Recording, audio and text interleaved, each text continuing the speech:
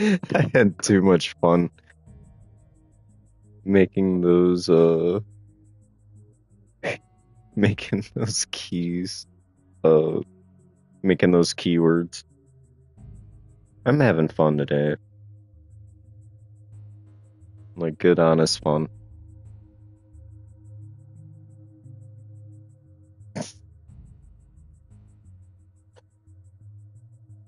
All right. So, this is the history of Atari. So, for well, I'm just gonna let the fucking game tell the story for me. In the beginning, in a world where pinball was king, two engineers dreamed that coin-operated games played on computers could become the next big thing. A company called Syzygy was where it all started. Computer Space. The first computer arcade game, Computer Space, was designed by Atari co-founders Ted Dabney and Nolan Bushnell, and manufactured by Nutting Associates. Nice. It was based in 1962. Okay, so yeah, we're starting a little bit earlier than the 80s than when I had initially anticipated. Computer game Spaceware. Finding the first computer space. In the year 2000, former Atari employee, I cannot, Jesse Jessup, Jerry Jessup, Jesus, Jesse Jessup. Oh, I see what happened. Okay.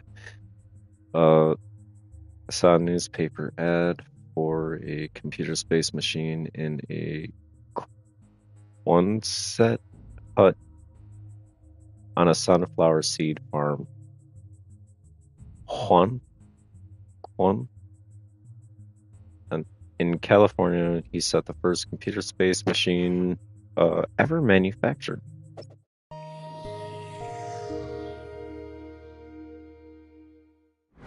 Some reason I'm looking through the San Jose Mercury in the just random stuff section for sale.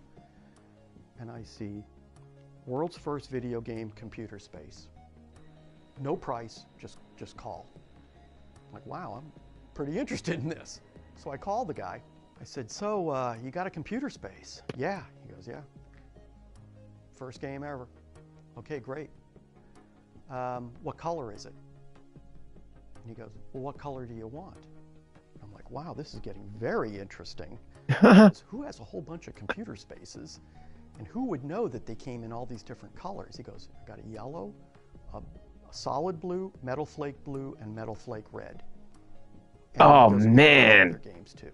that Metal Flake Okay, Red great. brings up some What memories am I seeing? actually.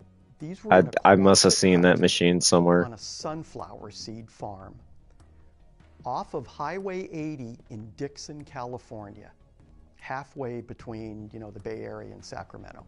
And these things hadn't I should have paused the video while doing commentary. Sorry, I'm new at this. been moved in, probably since 1975. And so I got in touch with Nolan and showed him the pictures and scratched his head, and then like a light bulb went off in his head. He goes, these were Ted Dabney's. These were Ted Dabney's units. This was his route. When he left, he took a route that we had, and he goes, this yellow one's the first one. He goes, I know it. That yellow one is the very first one. I kept the first one, which is a beautiful yellow computer space, and I kept. Oh man, that actually looks really fucking beautiful. Look at that. The type of sculpting back then, that's that is beautiful. Pong number 46, and we got the rest of them running and working as good as we could.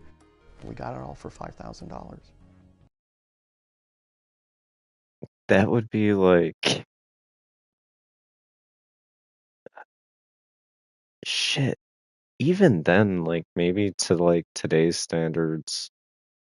Like just base value, had Atari not gotten a name yet or anything like that, it probably would be somewhere around like 75. Not bad. I don't regret the purchase one bit. Not for a minute.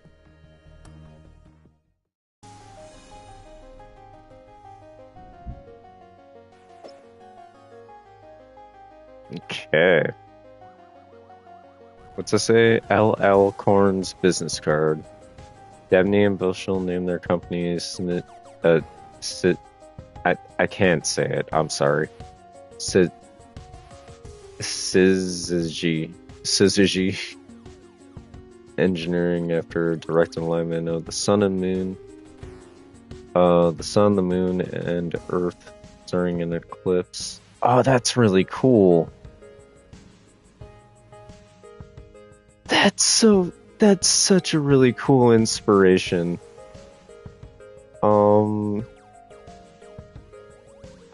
Alan Alcorn, who had worked with Dabney and Bushnell at the previous workspace, was the first engineers at Syzygy.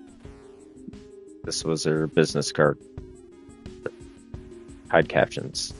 Ah, dude, that's actually such a cool.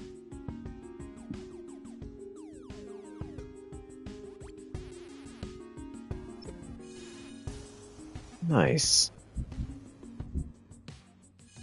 Okay. Atari Inc.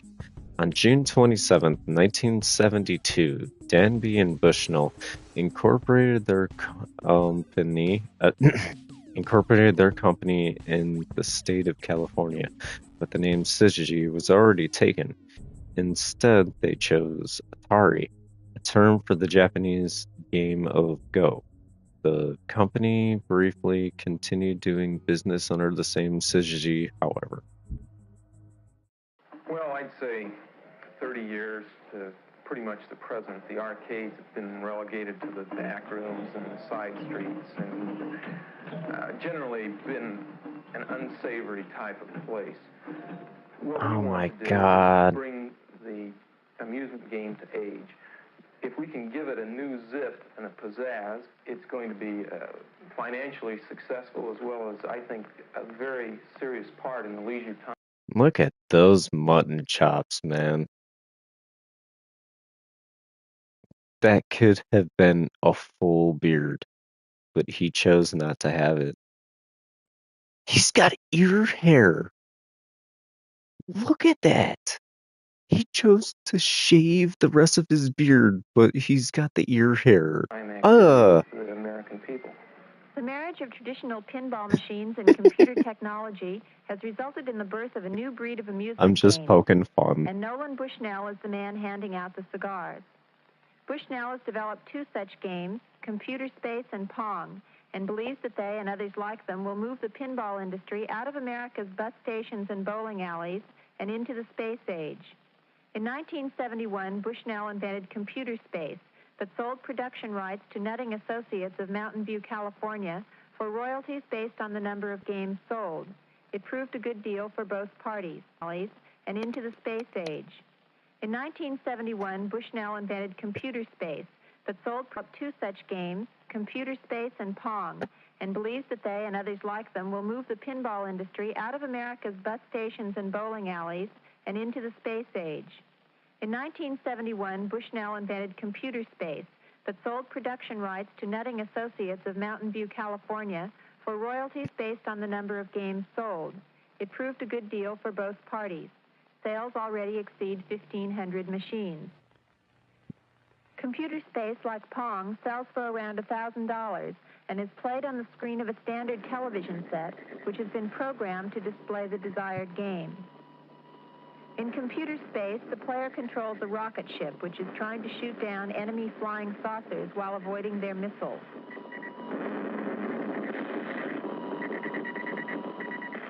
If the player scores more hits than the enemy saucers, he gets one free play.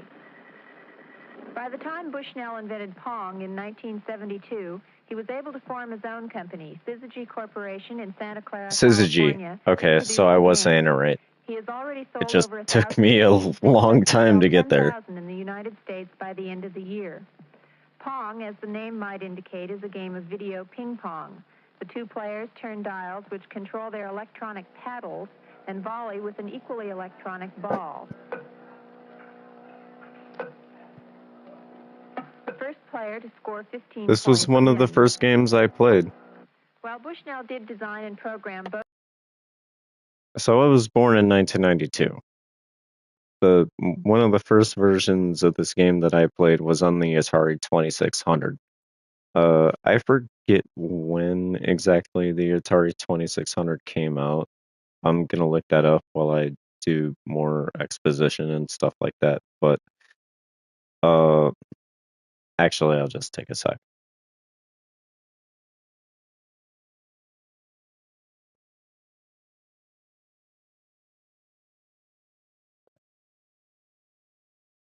So it came out in 1972, so 20 years before I was alive.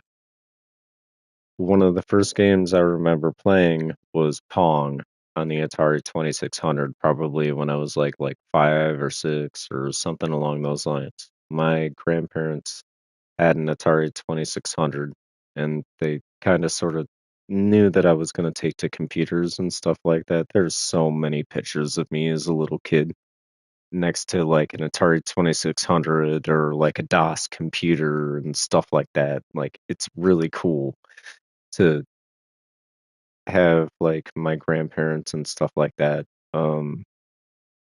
contribute to like this right here, and me learning about this stuff right now. I'm cool watching a documentary on The Atari. technology he uses dates back to the late 1950s. No shit. Thanks to research by the Defense Department in the wake of Sputnik, Bushnell is now able to act out his dream of a nation inhabited by thousands of Pong and computer space games.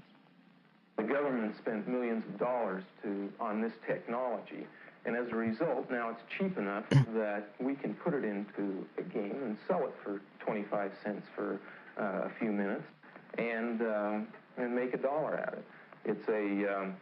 It's something that the research and development really was done many years ago, and now it's cheap enough that with PC boards and integrated circuits, we can use that technology to our. This is so crazy to think about how computers are nowadays to where we are when it comes to computing and everything nowadays.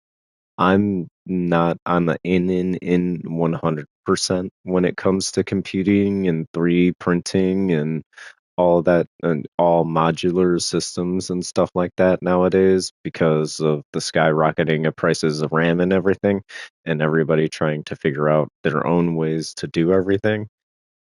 Uh, I'm I'm a little bit in on it. I'm not completely in on it, but it's really crazy to think about how vastly different we've gotten ever since the 70s to now.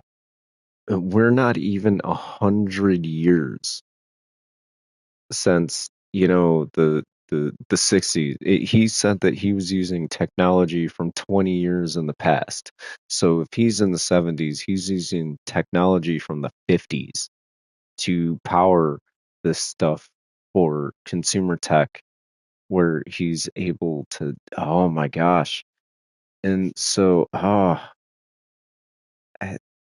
this is such a cool, I'm having so much fun. The basic electronic unit of Bushnell's games is the integrated circuit. Each of these small chips is capable of storing large amounts of information. These things are so small right now, they're integrated into motherboards. The program for a game is determined by specific combinations of these units to form a piece. All of this is integrated into motherboards now. PC, or printed circuit board. The printed circuit board then tells the TV screen what to do. A single printed circuit board is all that is required to operate Pong, whereas 15 years ago it would have taken enough tubes and wiring to fill an average house. Which is also true. Bushnell first saw the commercial potential of video games in a game called Space War, which has been played at computer centers around the country for several years. We used to play And as she said, sorry, I bumped the absolute fuck out of my mic, but as she said, the original version of this game, Space War, it took the supercomputer at NASA, which took up a whole room. I forget how many punch cards that it took. How many punch cards did the first video game take?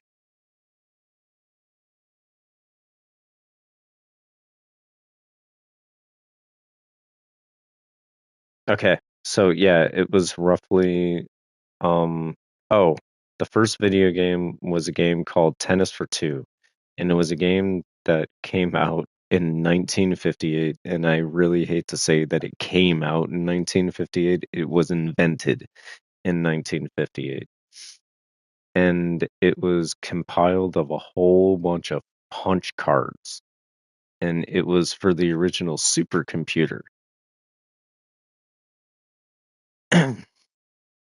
And for those that don't know what like punch cards are, it's very difficult to describe, but it's like almost and it's thick paper that if you were to poke it, a square were to pop out, and that square were to tell a machine that if it were to pass through basically kind of like an anti-printing process.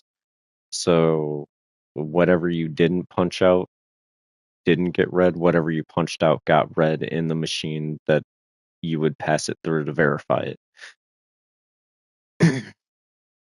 And so the game itself took roughly 62,500 punched cards.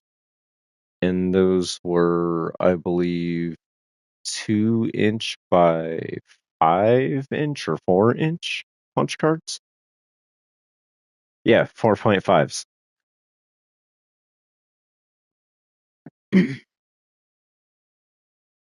So yeah, 62,000 of those, and that's how we used to store information back then, like way, way back then. That was like the original way that we were able to store information were punch cards. And we would have to put punch cards through a system. I forget what we used before then, like documentedly. Obviously, there was like the weight system back when the ancient Egyptians and stuff like that. But like the punch card system was the system that I grew up with, and that shit was that shit was bumpkus. Let's continue. Space War a lot at the AI project at Stanford, which is a big computer complex. And one day it just hit, this is a lot of fun. I'd be able to package it and sell it for a price. And, one thing leads to another, and pretty soon, from doodling on a scratch pad, you're actually working out some basic block diagrams, and from there you think, boy, it's going to work.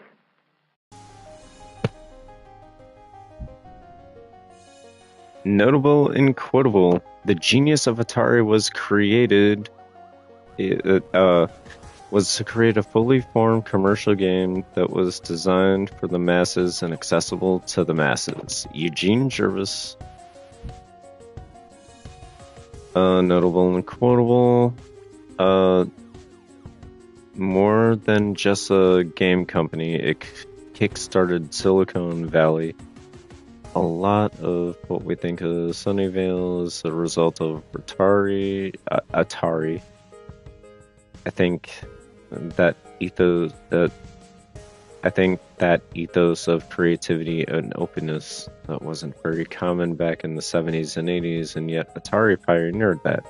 Wade Rosen, current CEO of Atari. So that's actually kind of crazy that the current CEO is like, no, like Atari did fuck up along the way, by the way. Pong, baby. It's time to play our first game. I don't know. It's crazy.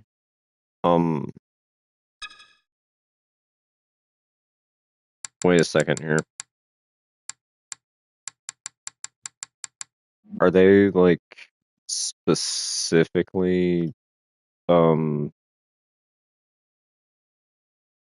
there we go. They they were age blocking me. Okay. Okay, so you can play against yourself. Nice. Okay. I'm actually so much more interested right now in learning much more about the history. You know what the Atari motto is? Innovative leisure, right? Innovative Well, leisure. it didn't Nice. say innovative arcade games. It didn't say innovative video games. It said innovative leisure. It was broad from day one. I mean, Nolan always had a consumer game in his mind because that's what he hired me to do. Yeah. And I wound up doing the wrong thing and making a hit coin-op game, right? Hold on, I have to pause. I have to go pee.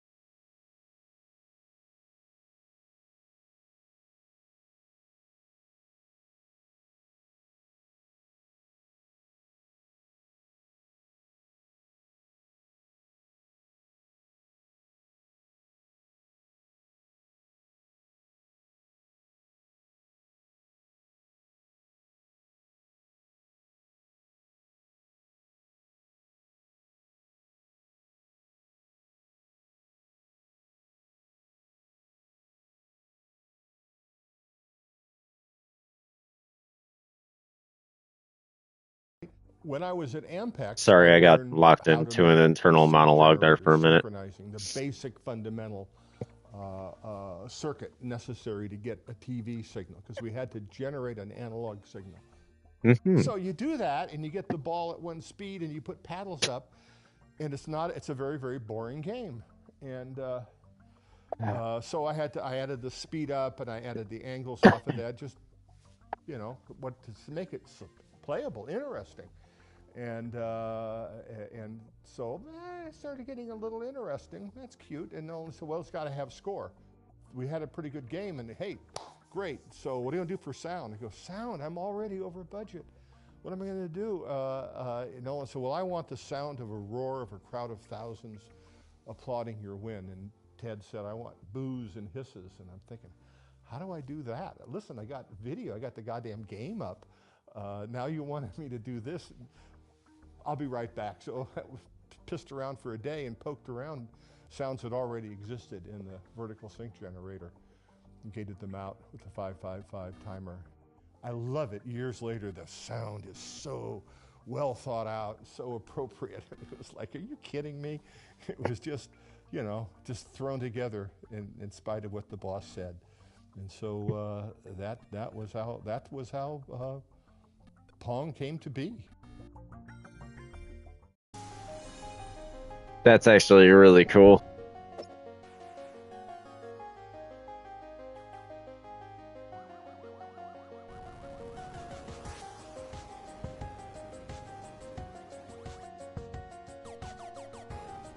Striking attract mode.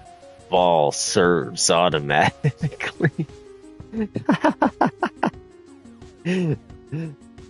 that's, that's a really cool price point, I gotta say. Back in the 70s, like that.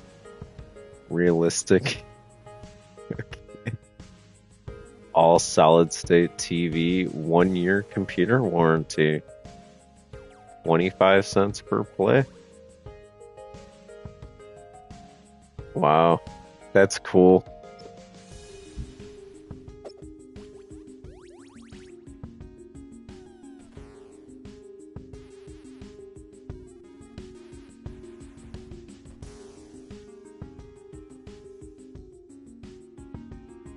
I'm sorry, but he looks like Willy Wonka.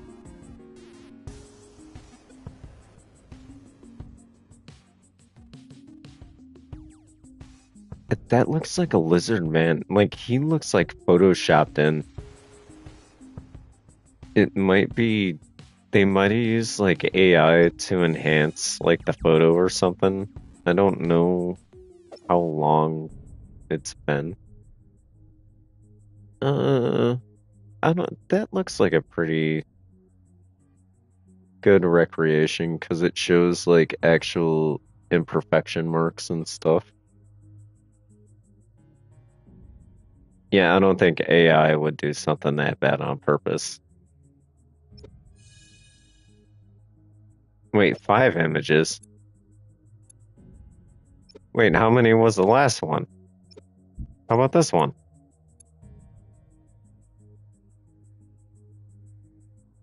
New product, new company. Da da da da. Oh.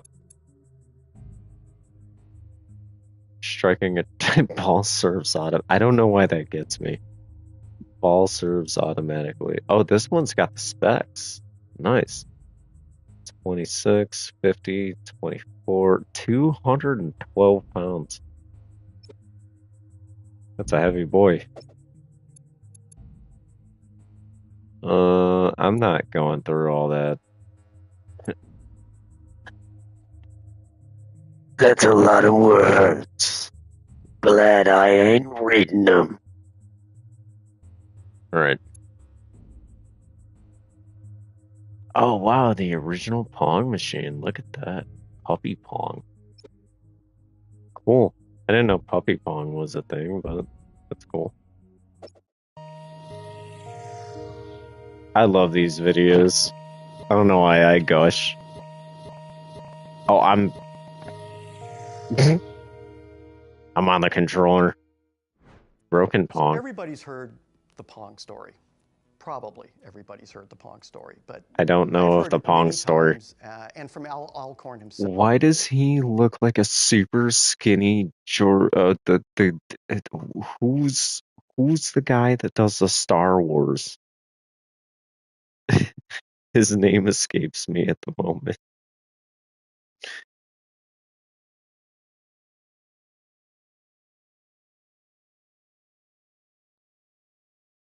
Lucas. He looks like a super skinny George Lucas. He looks like a healthy George Lucas. Who designed Pong. So he even has the same glasses. Is that not like George Lucas's brother? And let people play it. Is that Jim Lucas? Put it out into an arcade and see if it makes money. I mean, that's the lizard man. My understanding was Ted. That's him.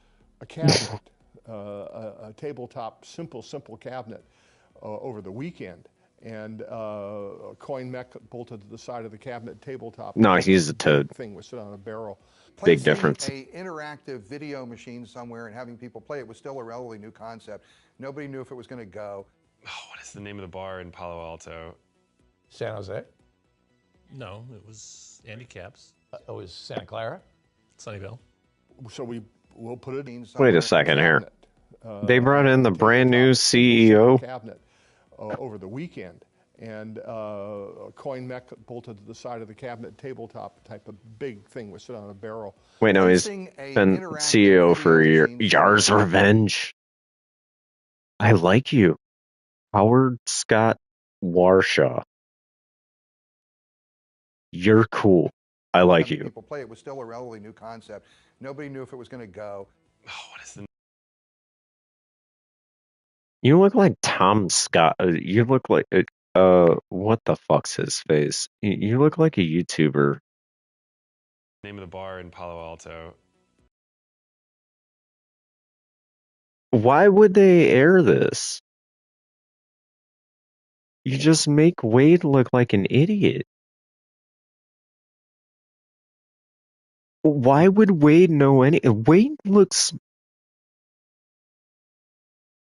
my age, like maybe a little older, like maybe 40. Why would Wade know any of this? San Jose? No, it was Andy Caps. It was Santa Clara? Sunnyvale. Why would Wade know that? Does that bar still exist? What the Sunnyvale. Sunnyvale. All right, hold on. Let me see if Sunnyvale in Cali still exists. I'm gonna try to I'm gonna try to find Wade an easy out here.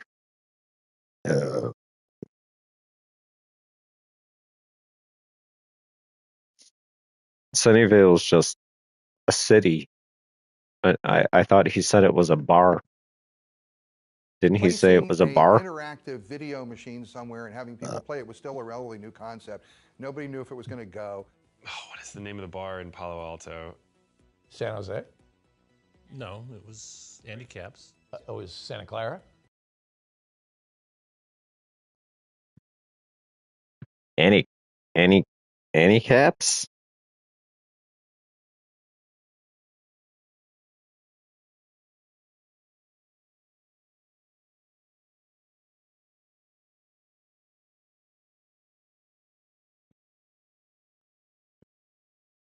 He said it with such certainty. Placing a interactive video machine somewhere and having people play it was still a relatively new concept. Nobody knew if it was going to go. Oh, what is the name of the bar in Palo Alto? San Jose? No, it was Andy Caps. It was Santa Clara?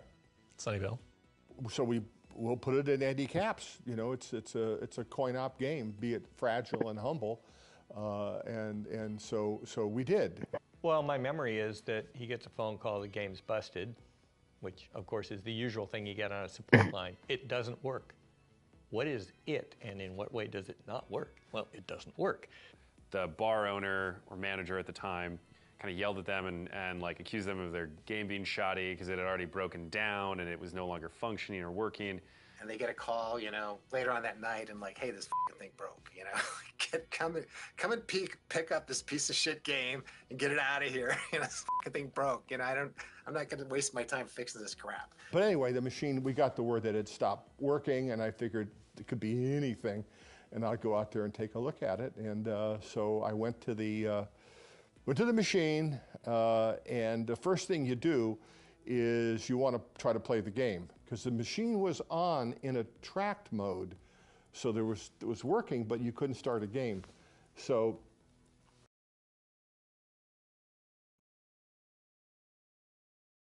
Hold on a second here. I've never. As soon as he said the term, I know what he means. It's demo mode, and I guess it could be called a tracked mode too. It's just I've never heard it be called that before. So I guess since he's older on the nomenclature when it comes to a lot of the programming knowledge, he would call it a tract.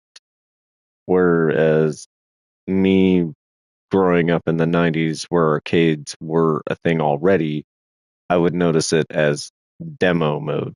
you open up the coin box to basically flip the micro switch to give yourself a free game because I'm not going to waste a quarter, you know.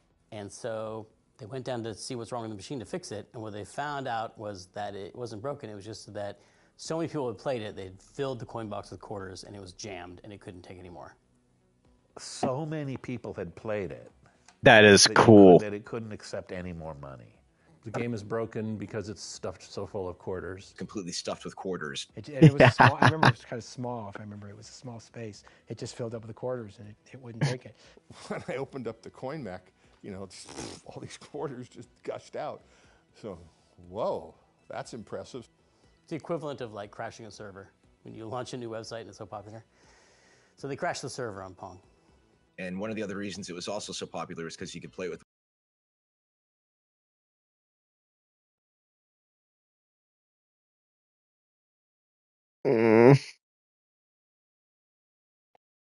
Did he really bring him on just to younginize the terms?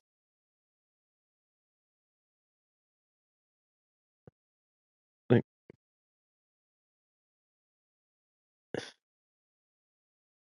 Jesus Christ, man. Yeah, bro. Server crashed. One hand while you're still holding a pint in your other hand. And that also was one of those things that, eventually many years later led to the rise of the fun barcades that we have, and we can enjoy now. As Al will He always blinked a say lot. with a little, twinkle in his eye, he goes, "This is a problem I can fix." Basically, the way it worked was you take the money, the deal you have, and you split the take with the owner of the bar.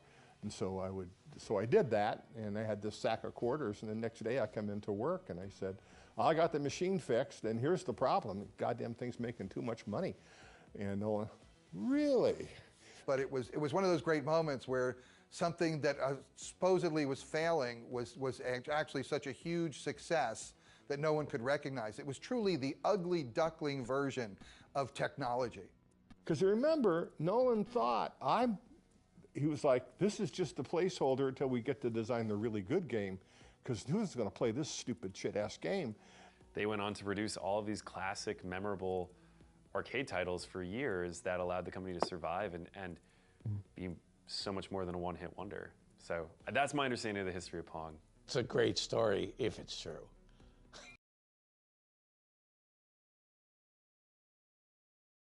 I gotta give him credit.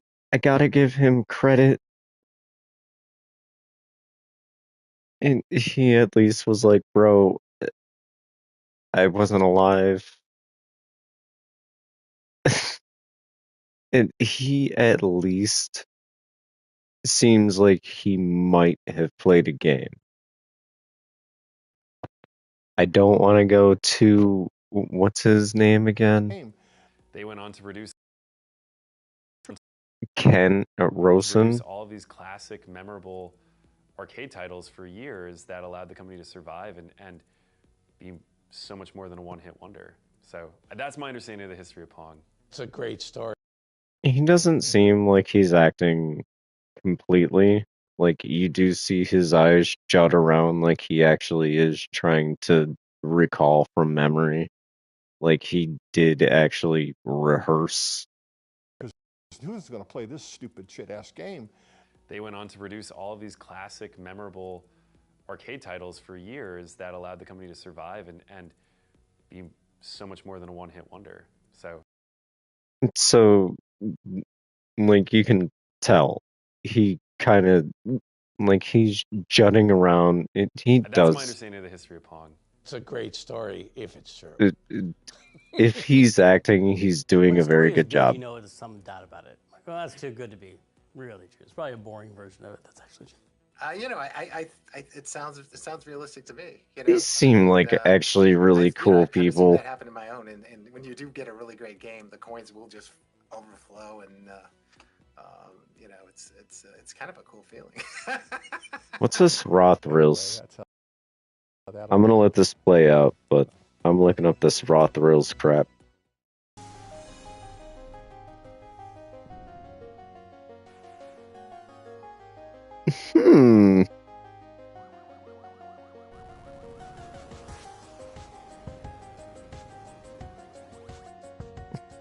What the hell is this guy doing in Chicago?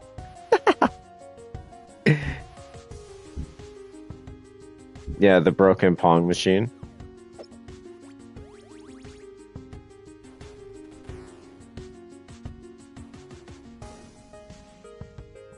Let me tell you, showing that much thigh back then, that is some 70s stuff you can never get back. Spaceships, zap hit, they disintegrate, totalizer, completing ships, great. Oh man, they had such a better way with words back then. Skill and luck factors, reliable solid state, Dura-Stress computers, 1-year warranty. Oh man, nominal cost.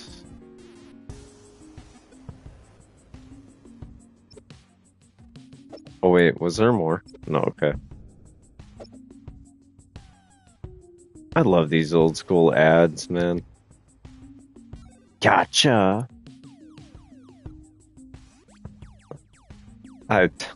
I'm sorry, but once again, that's a lot of words. I'm not reading them, man.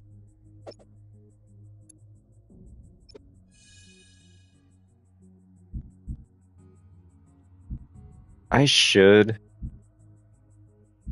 I'm kind of regretting I'm not. I'm enjoying this. Fuck it. Okay, I left off here. Easy to operate, gotcha. I'm just gonna take my time to read it by myself, so that way I'm just not like blasting everything, and I can just get through it real fast. Touch me, mind boggler, can't beat it. Touch me. Oh yeah, this. Oh man, I never got to play one of these. This would be really cool. Playtime. Better.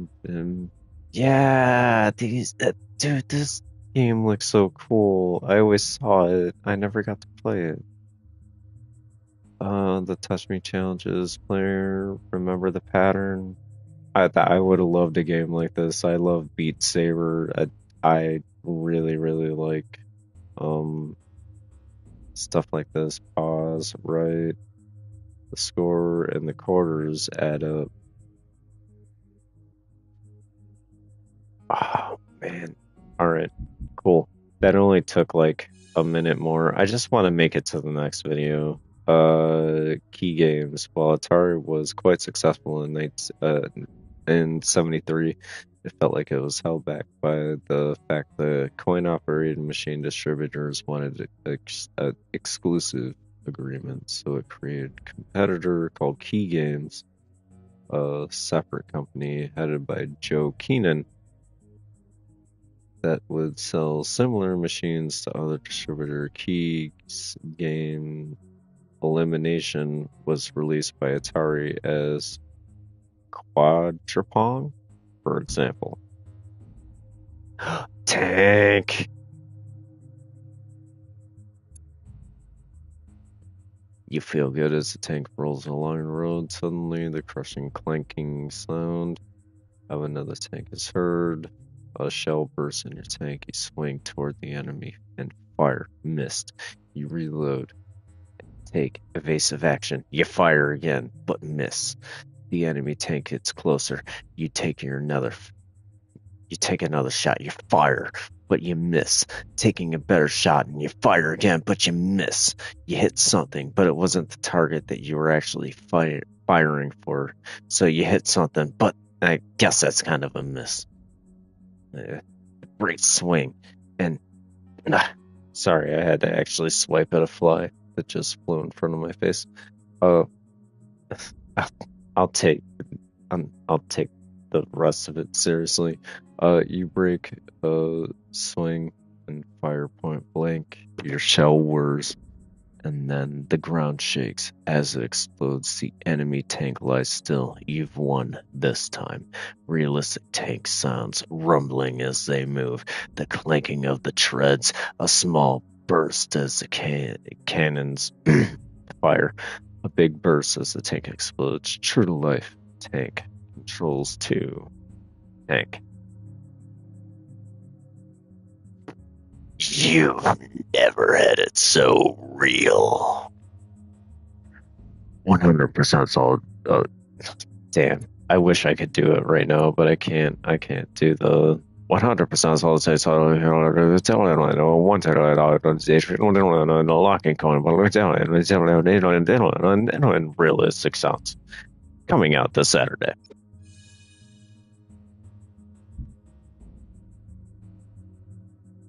Wait, there's a game to play here? I can play Quadra Tank? Let's play Quadra Tank. Cool.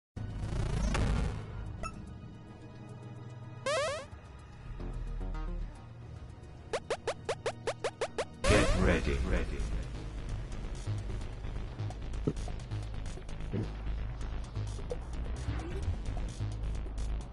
Oh.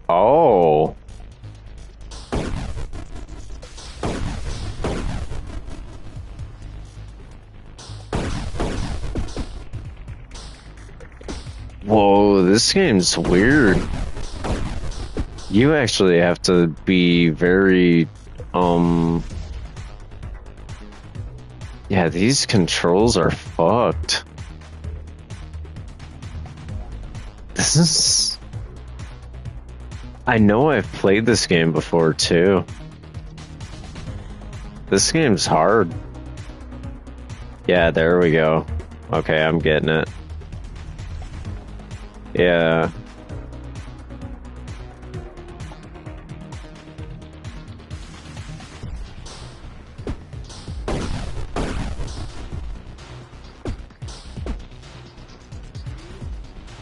Okay, I'm gonna be far from a pro at this, but I think I understand the controls.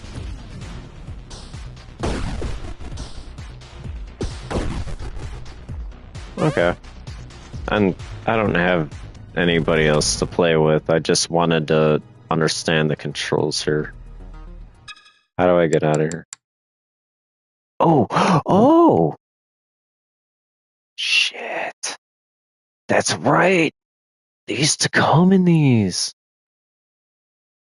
I forget what these were called, but they used to come in these binders because the games would be so like different.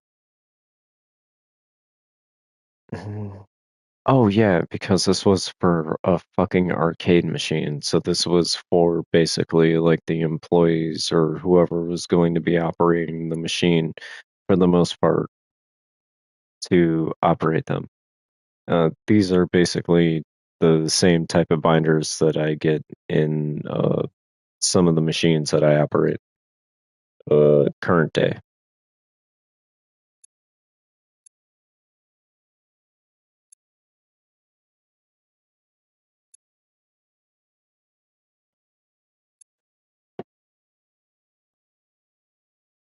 Ooh, gameplay tips. Friendly fire hurts. Watch that ordnance, cowboy. Okay.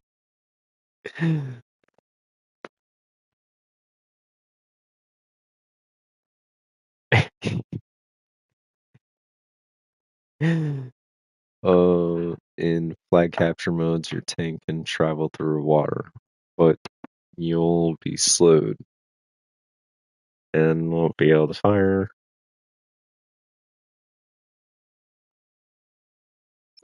Thanks for actually re-uploading the actual game manual, guys. That was actually really cool. I know nobody from Atari is ever going to give a shit about this video, but I appreciate it. From transistors to CPUs. Early arcade games like Tank and Pong were not software programs. Instead, they were purely built off. Yes, they were. Yes, they motherfucking were. They were motherboard games.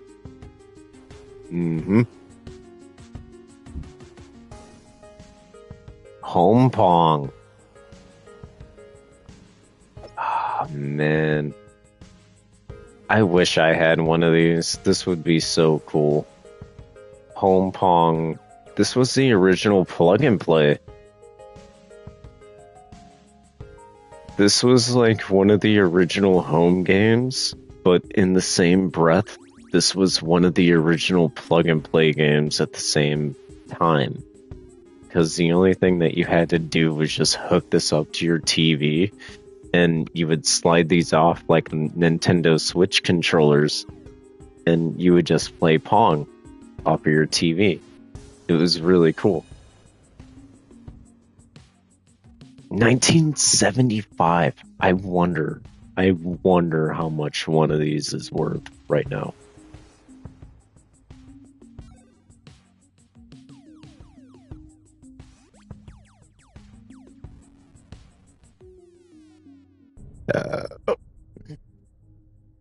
$100?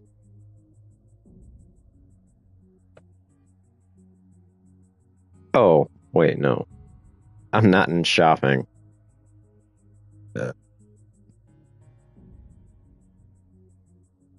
200? Oh, but that's not the Telegames one. This is the Atari series. That's not the Telegames. Uh-huh. Atari Pinball.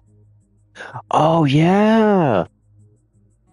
I'm not gonna lie, the original Atari Pinball actually sucked ass, but for a home pinball game at that time, yeah, it was serviceable.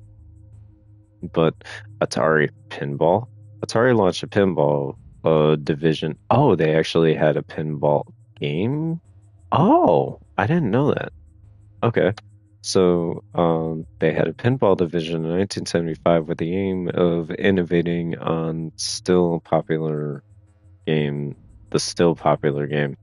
Atari built more expensive machines with advanced computer hardware and larger playfields, but the new technology was not reliable. Atari quickly left the pinball business, but not before producing some interesting tables. Sorry. Really? Right. I can't we're wait going to to see if redesign I. Whoa, everything. whoa. Part a week business. Here they had this tiger by the tail of video games. Just this supernova of creativity and possibilities, and they were nailing it left and right, creating new genres every other week. Why would you mess around with pinball? You could tell our games were just not working, and due to reliability, poor engineering, thermal issues, issues of the games just falling apart, poor hardware design. I could see the writing. Yeah, Was but on they the look wall really that pinball was pretty. going to go down. I mean, the pinball division was just a I'm sure if masterpiece. somebody did like. It was Look at that cabinet, though. issues of the games just falling apart, poor hardware design. Like, look at those colors. If somebody actually did like a last-worthy, like new upscale remake of one, I think I actually played on one. I think I played on this cabinet. I know I've at least seen it when I was a little kid because this was. I remember the little bike guy, the little blue bike guy, just up uh from center there.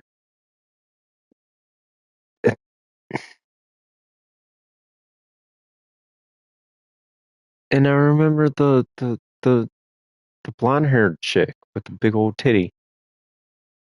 I don't really remember ninja or samurai bike man here, but like these colors and everything. I could Like see it's the writing was possible on I the actually wall played on, that we were going but to go if down. somebody I mean, were the to pinball replicate that, division was just a massive this would disaster. be sick. It was, it's kind of the, kind of the hubris of, I guess Silicon Valley. Even in that era, was like, oh, these morons in Chicago, they make these crappy old games. We're going to redesign everything. Kind of the hubris of, I guess Silicon Valley. Even in that era, was like, oh.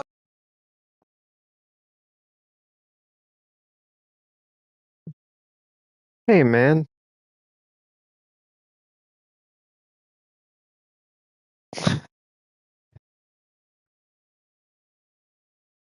I'm happy I don't live in the city, but hey, man. What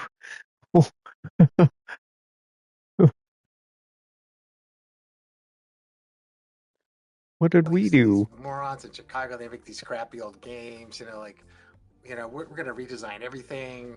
We're going to put the display down in the bottom. We're going to, put the boards, underneath the play field so all the crap falls in and shorts out the things. And I mean, it was really horrific design, and they caught on fire. And, the solenoids,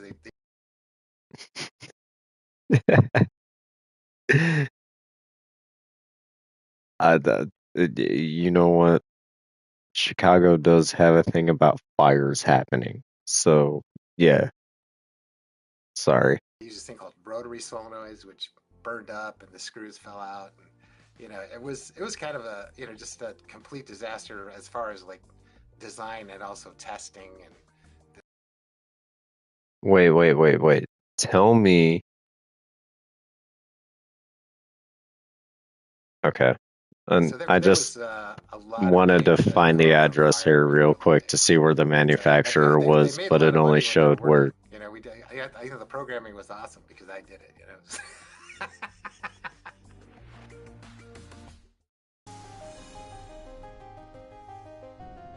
I'm making a mountain. I'm making a mountain out of a molehill when it comes to this. I really am. Dude.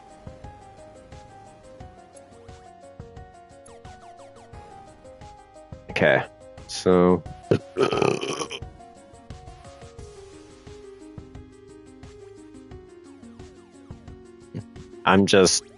This is a lot of text. I'll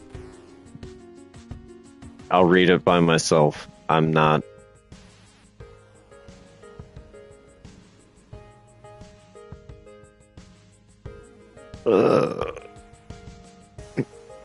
That's a lot of words. I'm not reading them aloud.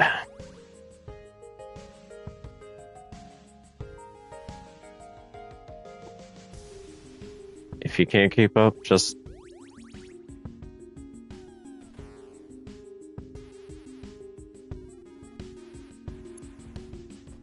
pause.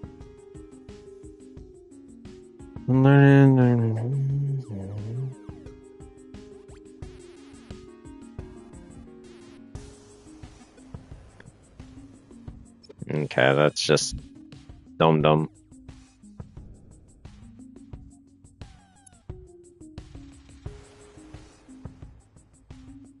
Time to get free. And honestly, I'm getting tired of reading. I want to get to the games, Atari. Is there a game here somewhere that I can play? I'm not playing it. Breakout. Oh.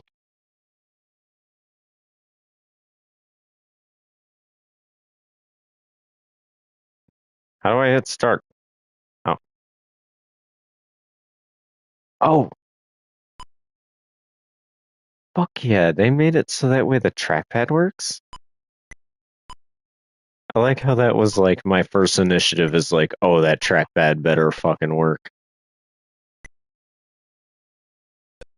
Oh yeah, baby. Oh man. I don't think the trackpad it doesn't work like nothing will ever work like the turning pad.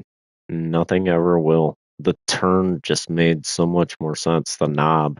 The trackpad doesn't make sense because like I'm in the middle.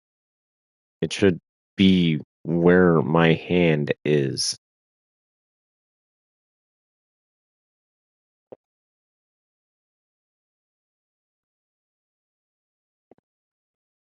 It shouldn't be a guessing game. It should literally be hand-eye coordination. Let me check and see if there's options. Maybe there's options. I don't see options. Controls. Surf.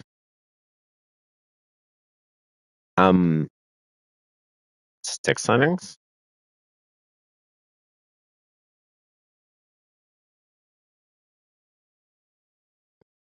Nothing says anything about the trackpad.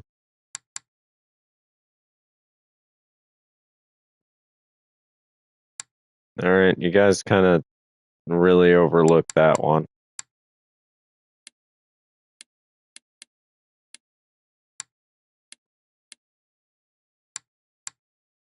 Wait, what is dip switch?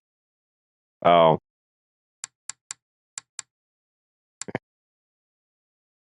You guys kind of... Wait.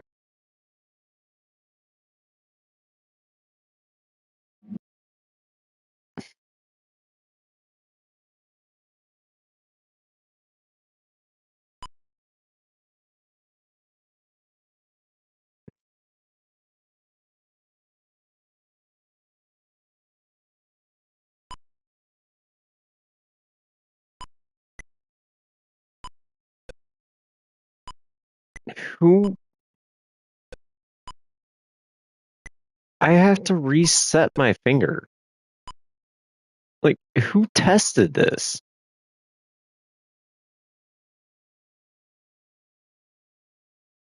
That didn't...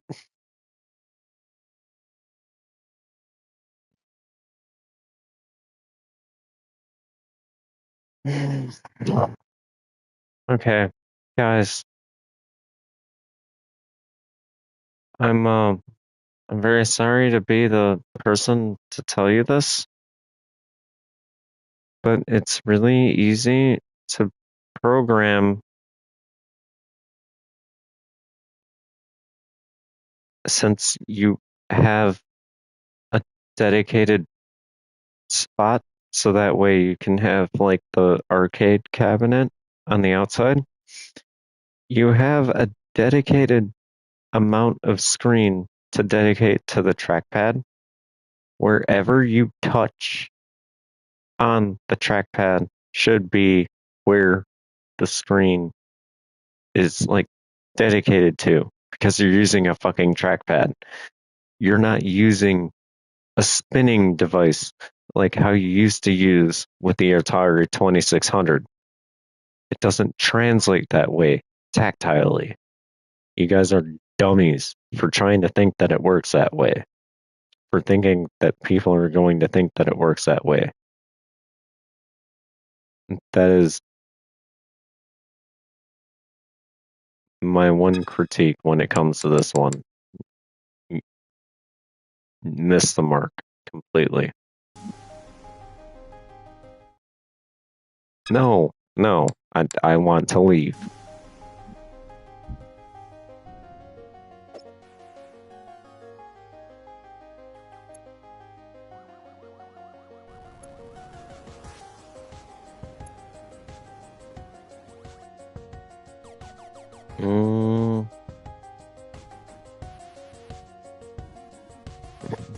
More options.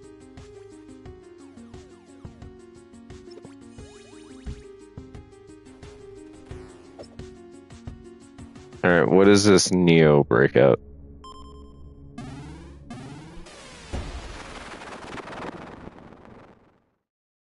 This at least functions better, I guess.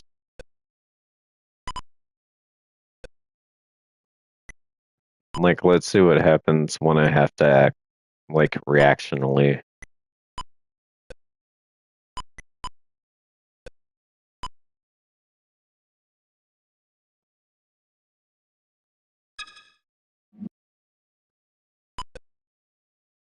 Oh, well, just mess with the sensitivity.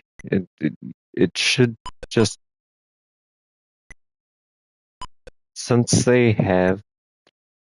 And it's weird. This is a weird argument for me to have, because since they have a dedicated, left and right, you can literally just make it so that way wherever you tap, on the controller or on the trackpad responds to exactly where it is.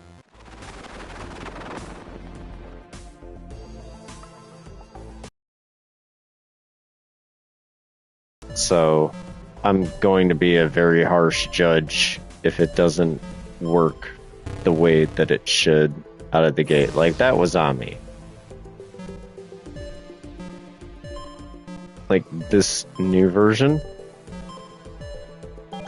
this works marginally better with the trackpad, but I would still say I'm having controller issues. And it's because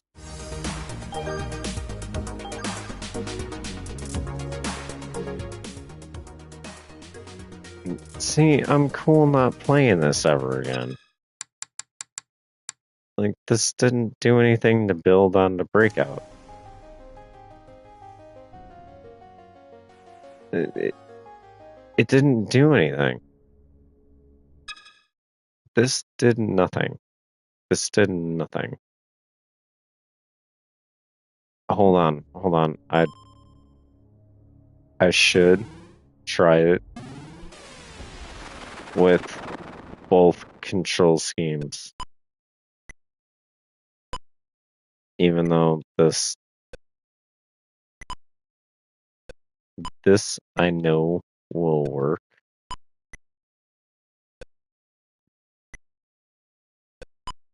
Okay, so fast move is right stick.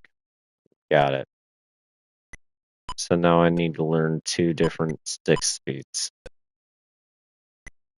And when to use my right hand and when to use my left hand, all because they just decided not to make a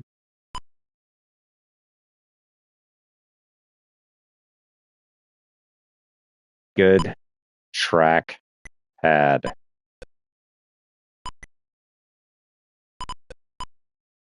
Adaptation. Like, I have to put my finger where I think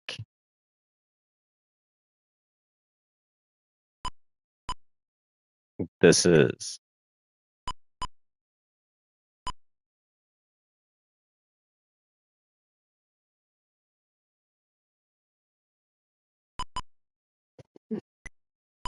I'm getting upset. Yep. Oh, just change. No, it really should work. It really should work. You call that a reimagination. I call that shitting on an old franchise. Okay.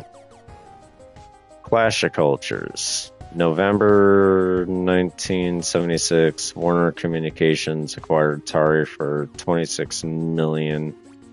Whatever. Atari's main reason for seeking a buyer was that it needed funding for the first game console and with interchangeable cartridges. The Atari VHS. Oh yeah, that was a thing. But the marriage of Atari's freewheeling spirit and Warner's corporate culture would prove to be an uneasy one. Why Warner wanted Atari. Warner Communications, for its part, was eager to expand its entertainment holdings, seeing video games as an entertainment industry with growth potential. After buying Atari, it quickly began investing more money into it to grow the business. Hi, Ray. You're one of the fake people.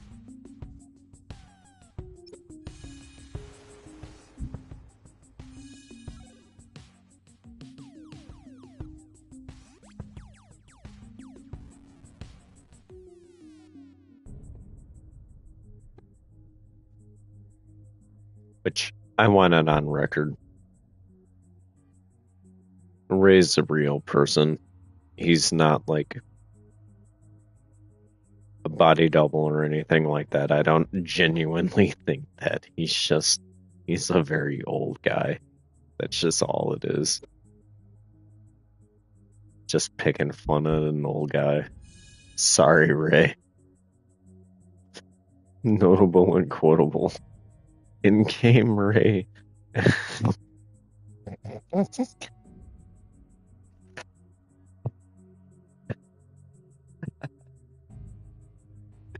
Ray, I hope you never hear this. And in came Ray, and now there was a new mindset. The new mindset was, we got cash now. We gotta milk the crap out of it. Howard Scott Wash, designer of Yar's Revenge. Where's Yar's? Yar's Revenge is one of my favorite games on the Atari.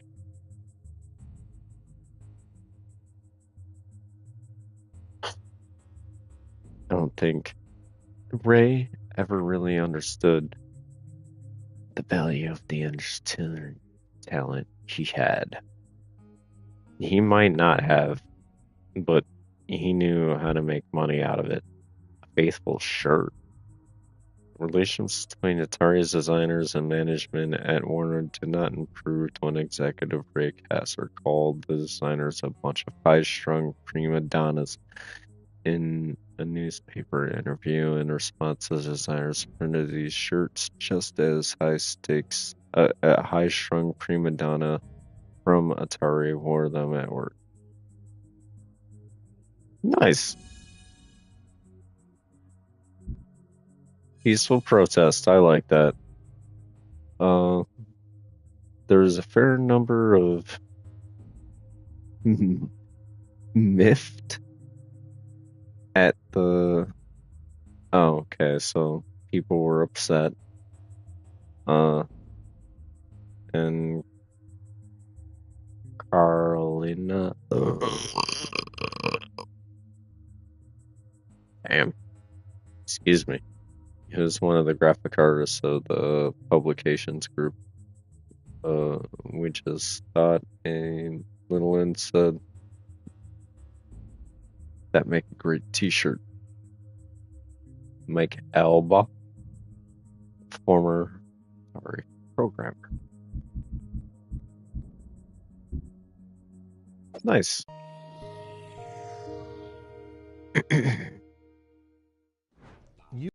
Yes.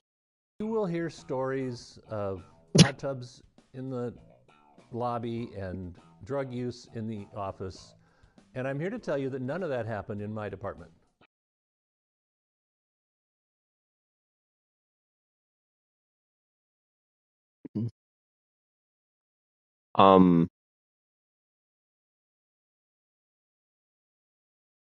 Long story short, yes.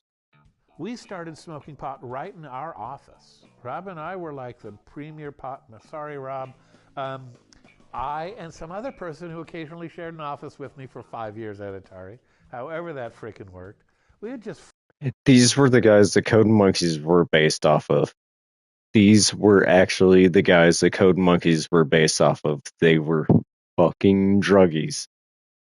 If you don't know what Code Monkeys is and you're watching this video, look up Code Monkeys. Oh, damn it. I'm sorry. We would just fire up right in the office. It's like, who knows why? It's like, this is like, it's illegal. It's like, it wasn't even a sense of privilege. It was just mindlessness. I worked in a satellite office. I started in 1977, which was still pretty early. Every single one of these guys smoke pot. Every single one of these men smoked an incredible amount of horrible weed. It was only 18 months since the 2600 came out. But there was no hot tub in the lobby of the office that I went to. There was no drug use in Atari, though I don't doubt that it was over where Howard and Todd Fry were working. Drugs were consumed at Atari by all kinds of people and all. Howard. I want to meet you, dude. You seem cool. I love you, Howard. And you made one of my favorite games. You made one of my favorite games of all time. Levels of management from the bottom to the top and all over I hope engineering. you're still Not alive, everybody bro. did drugs, but some people did, and some people enjoyed them, and some people abused them, and some people went to the hospital on them. And but by and large, drugs were a relatively nominal factor. Drugs, you know, there was a lot of marijuana, and it would participate.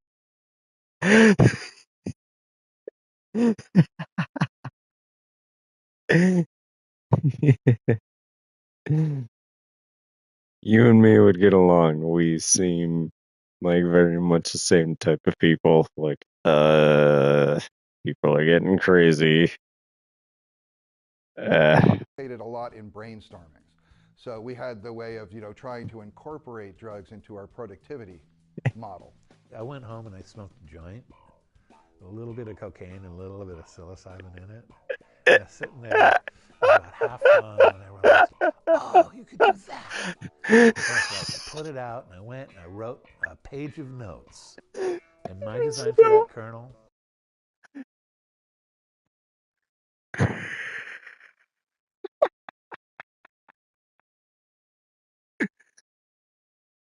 Dude, there's no way the creators of Atari are going on rip.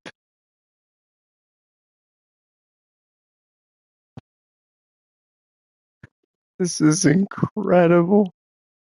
This is incredible. I, dude, I'm believing the monkey mushroom theory more and more every day. This is incredible.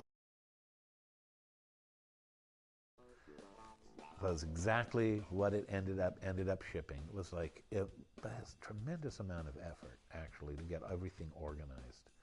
You know, they did have good deliveries of cannabis in the interoffice mail. You know, that was probably the primary use of those yellow manila envelopes. I think it was, you know, Fridays or Monday. I think it was Fridays when you get these really thick envelopes coming through the system. You know, and it was weird. It was like there was a guy working there, and his job was he was the weed dealer. You know, that was his sole job. 100% was not just weed.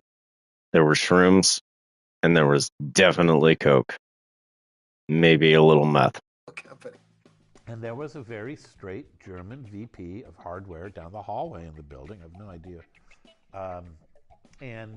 He... Let's not forget, motherfucker, not even a minute ago, because I like to talk way too much.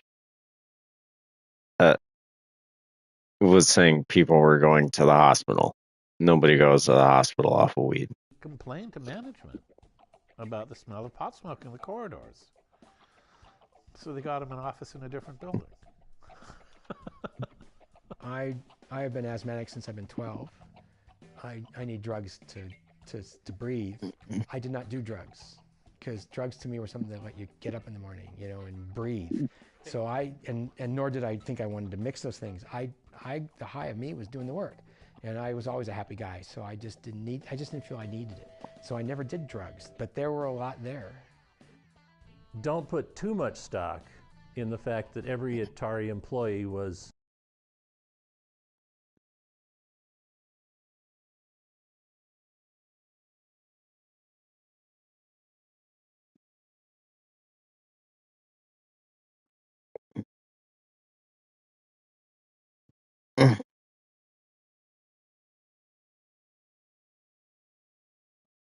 Uh,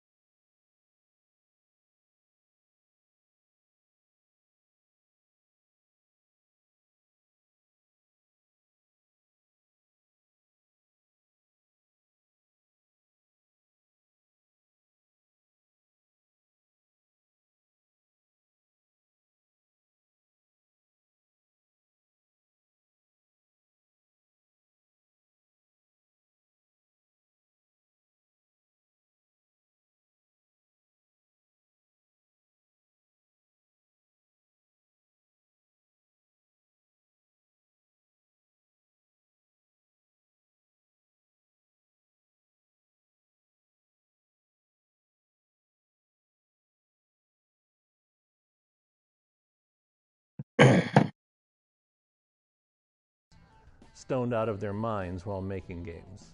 I mean, there was all kinds of drugs consumed at Atari, but the real drug.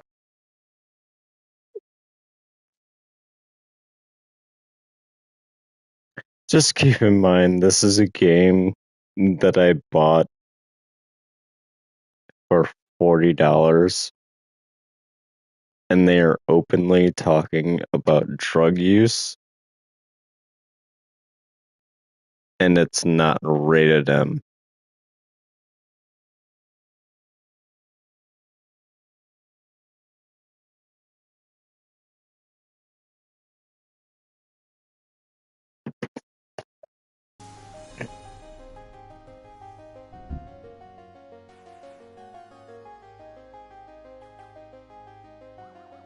Sprint 8.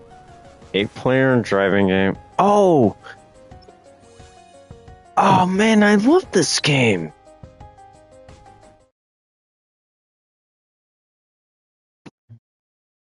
I played a lot of like these really old games. Just it takes me a second to figure out how they're gonna work.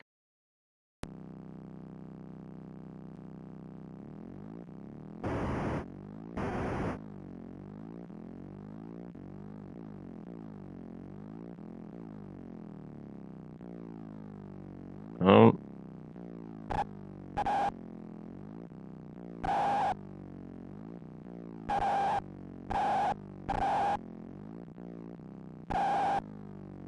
I don't.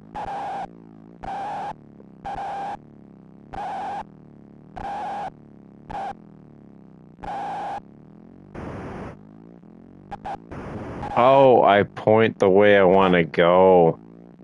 Okay, I get it.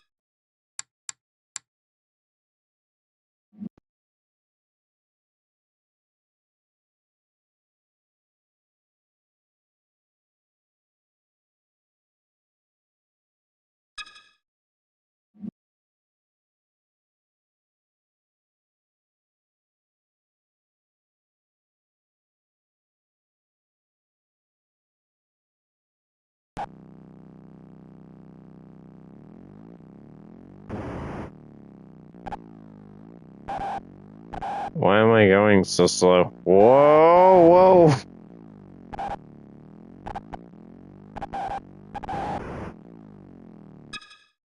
Okay.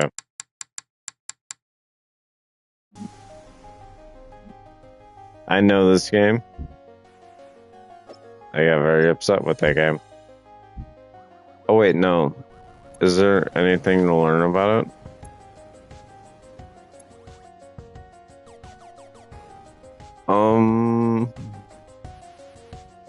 8 different colored cars. That's actually really cool. Built-in self-test program.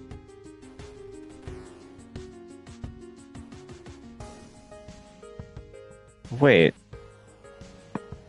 I want to see if I can figure out how they program this.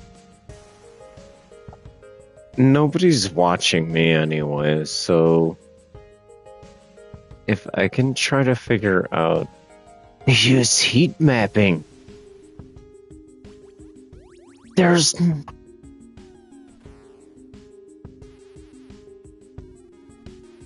that's so cool. They basically use like a weird version of inverse heat mapping because each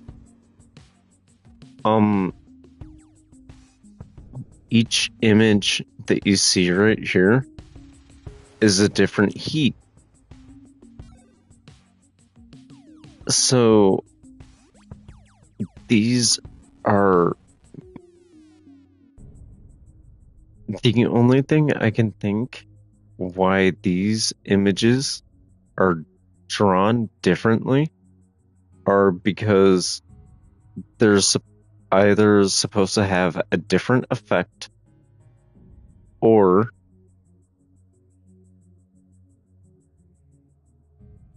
Yeah, they're supposed to have a different effect.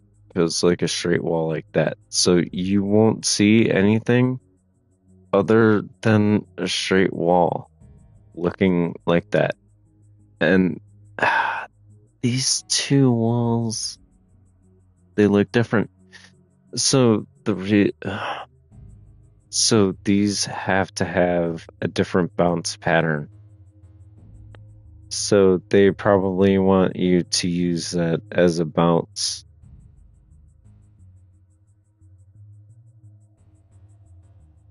Game developers aren't people that cared about developing games back then. Like, and I know I'm taking a whole bunch of leaps when it comes to like the programming and stuff, but I think that's what it was.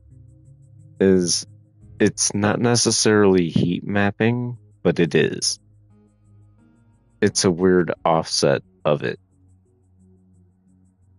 And you can see it when you look straight from top to bottom. If you just look at like heat mapping cameras nowadays, it looks like that. When you could barely see a heat object, it looks like the one at the bottom right there.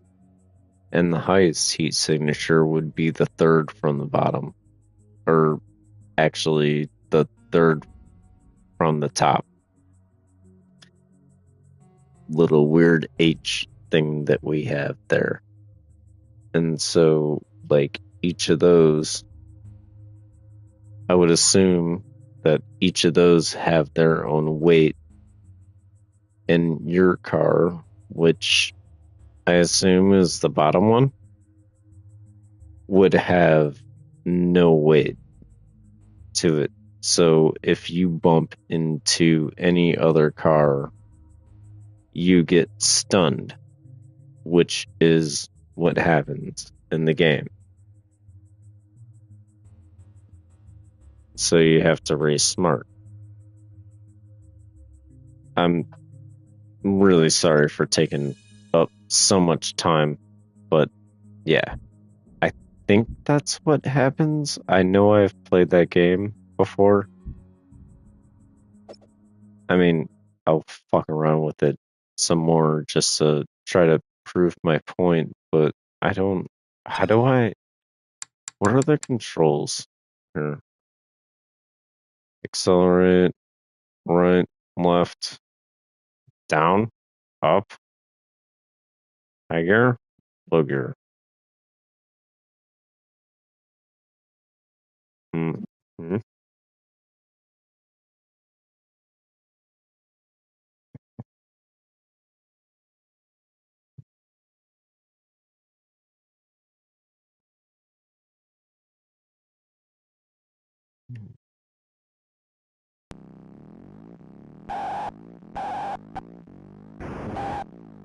I forgot how it works.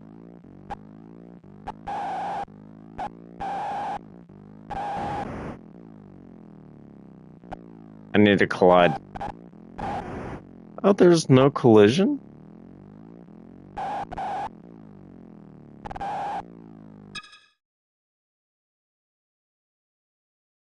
Oh.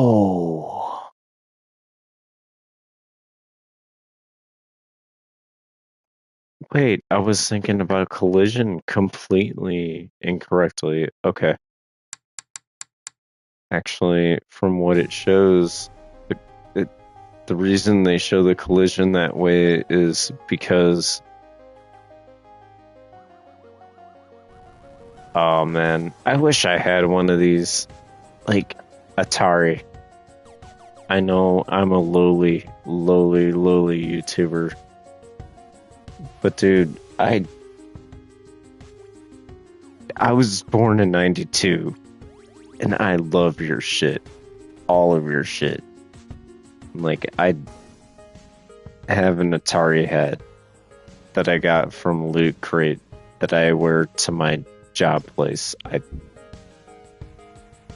You guys are cool with me. I mean, unless you've done some heinous things.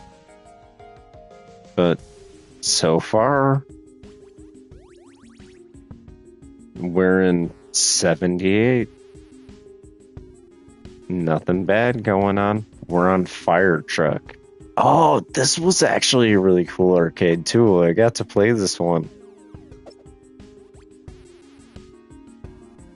It's obviously not gonna feel the same since it's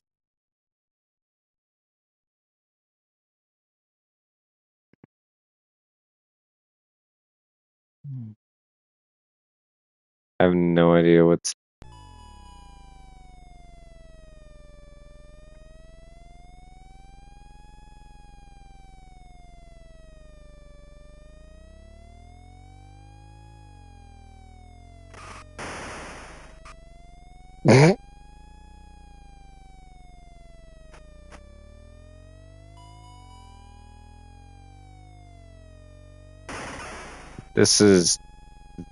this is not how. Am I actually asking for realism?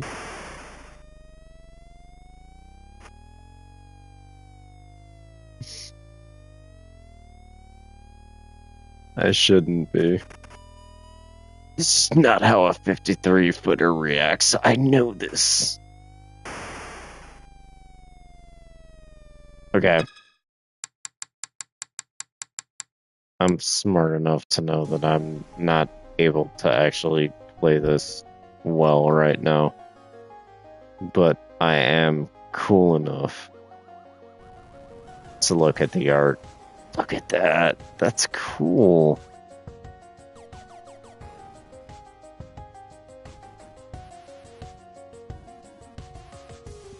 Fast one, playable, driving action, unpredictable track makes you. Yeah, you guys definitely got me with the unpredictable on that one.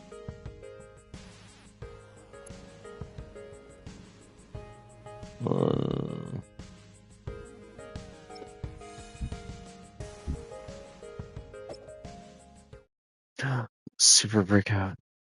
Does it play better?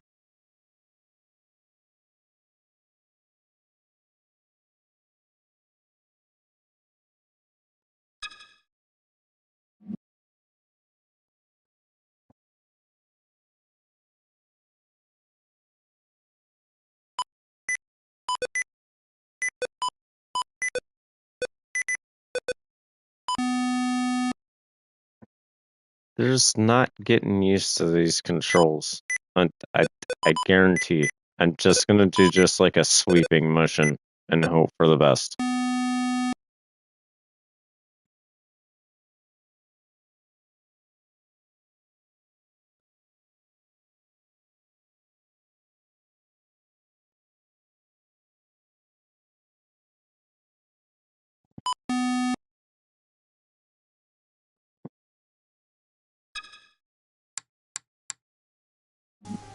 Super Breakout, one of my favorite games. On the original thing. And I don't like it on this. And it should feel good on the trackpad. You know, it should feel like a really good phone game. But it doesn't even feel like that.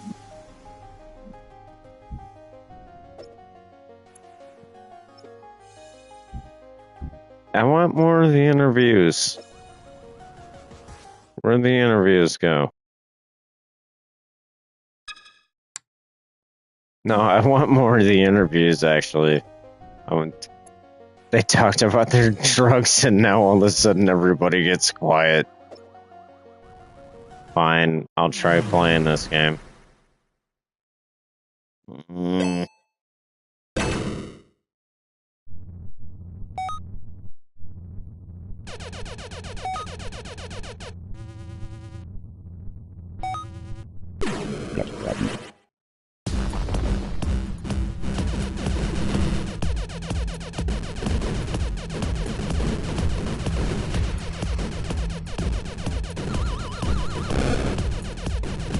I mean, this isn't bad asteroid. I mean, to be honest with you, this is not bad. You give me a shield? Oh, all of a sudden this becomes like... Fuck! You shield?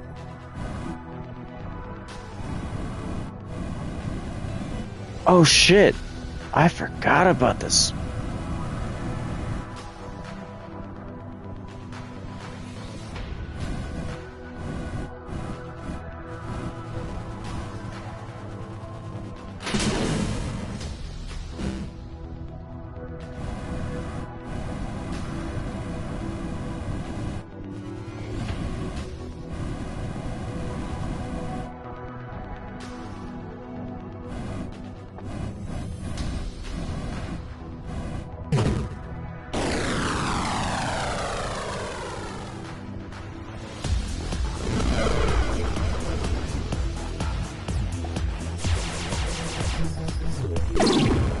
I don't know what that game is. What the fuck was that game? I want to try this again. This actually seemed fun. I want to try this again. Vector sector? Okay.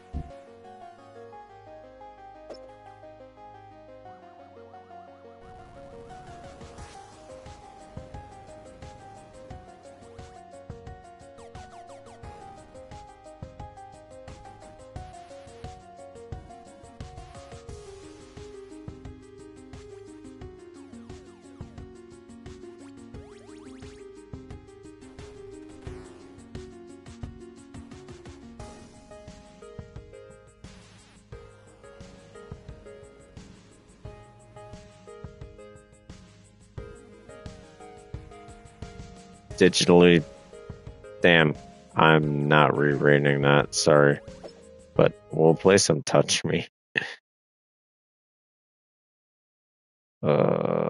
Start.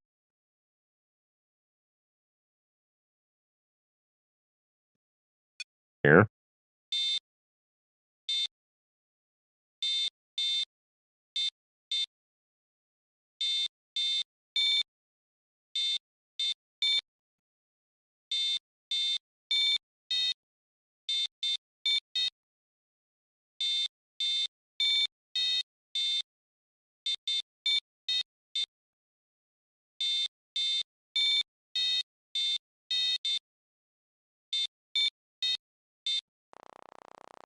Ah, damn it.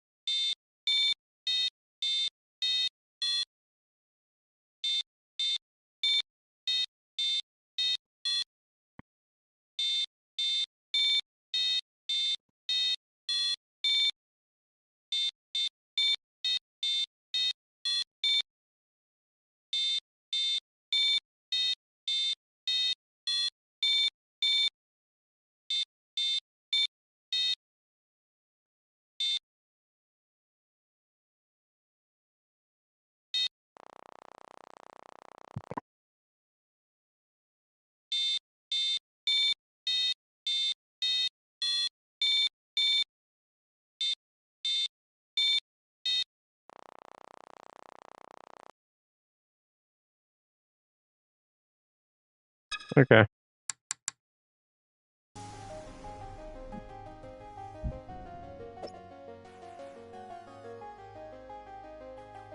Oh wow, we have actual digital boxes. Like PlayStation 2 level bullshit. Wait, am I still streaming?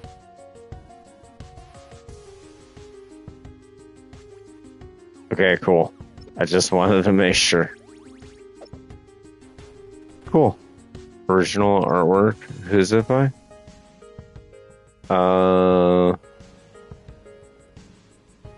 George Oberman. Nice.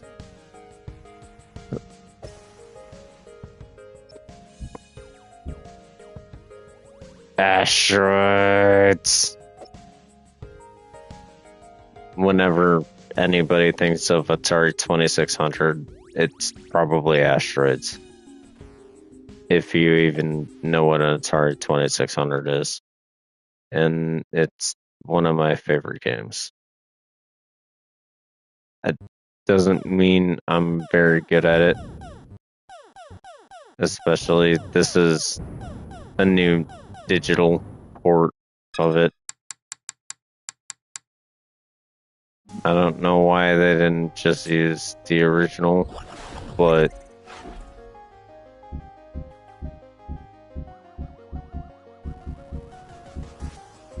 I want to make it through.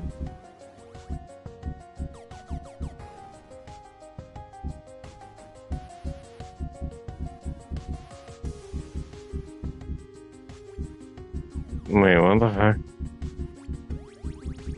We were on Asteroids. Yeah. There should be something cool about Asteroids in here somewhere.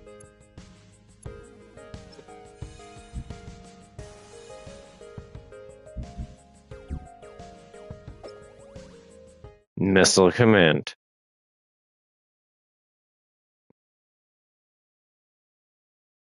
No, I want to play the game. Thank you.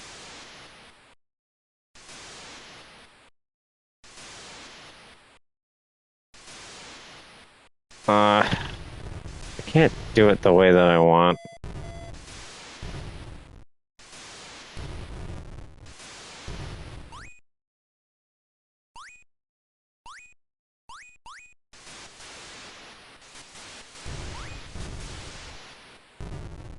I forgot there's multiple towers. Damn. Okay. So that's basically Missile Command. I'll do it. I can do level 1 better. I can do level 1 better.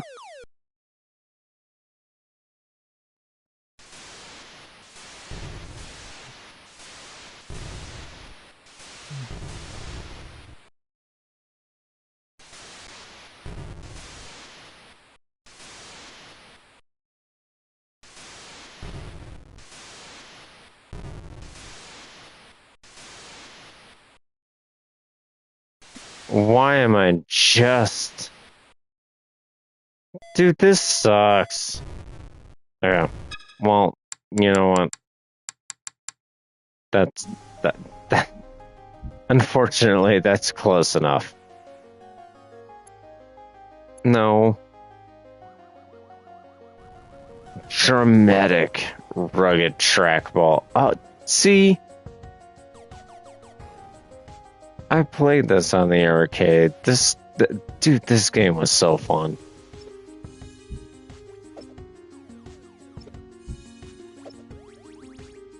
They knew they had something awesome with the Missile Command. And then, what is this? Cosmos, the hieroglyphic handheld. January, thank God. My birth month, 1981. I wasn't even... Atari announced that they would release a Cosmos handheld gaming system in which each game would be displayed atop a custom hologram image. So that sounds like the Tiger stuff. Dennis Groth, finance, 1980, 81, that time frame. prior to Ray Kassar's emergence, I was part of the executive staff, and Nolan, Joe, I, Steve Bristow, Gil, Dennis Groth, finance, we were all friends and no politics and all that, and we all worked together and part of the team that it was great. Once Ray took over, nope, it was all a closed office, and he met with all his hires from Procter & Gamble, and so I realized, okay, I'm out of this. I'm either going to have to quit because Nolan had gone, Joe had gone, Lipkin, everybody had gone. I figured, well, I'll go back. This is my baby. I'm going to do it one more time. And we had used holography. We couldn't keep secrets at Atari. We were just no good at it. So we decided the best thing to do was put out disinformation. So one of the best ones was the next coin-op game is going to have holography in it. It was like, what the hell is that? I knew what it was, because having, been to college and studied this physics and stuff. But that was just. But anyway, I decided, well, I'll do something. Let's do something in holography. Maybe there's something there. I'll take it. Sounds hard. Sounds interesting. I know a little bit about it. And we proceeded to explore holography and what could be done, and came up with a holographic toy that basically sold it to Ray, saying, "How would you like?"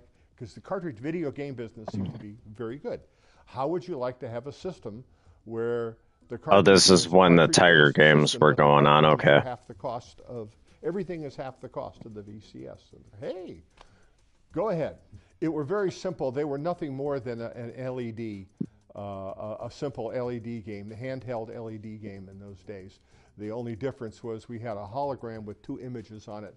You look through this box, and there were 2 lamps inside, and when you'd crash a spaceship, you'd see a hologram of a spaceship crashing, and but you could look through. I remember seeing shit like this. And play a Space Invader game or something like that. We did all the work, put everything together, got Yeah, that was the dinosaur. Designed, and it took it to the toy fair or the consumer. And marketing wouldn't. Can't believe I said it like that. And we did it ourselves, engineering, and we think we sold 100,000 of them, but Ray would not release it. Just wouldn't do it. That's out there on the internet. They're not going to release that. I mean, this is now in a time when if it failed, you wouldn't even notice it. It wouldn't be a pimple on the balance sheet, but they were afraid to do it. Back when the whole company was, we're sure we'd do it. So that was the end of my career. I have to put this on my art wall.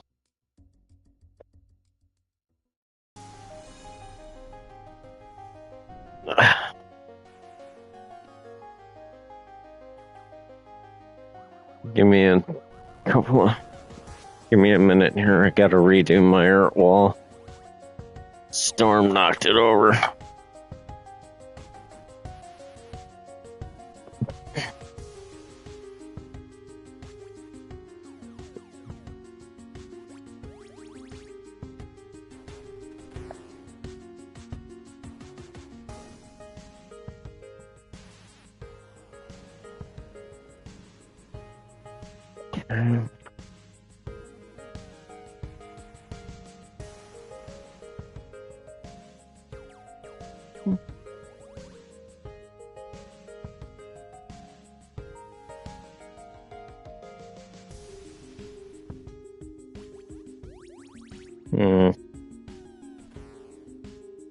It's too heavy.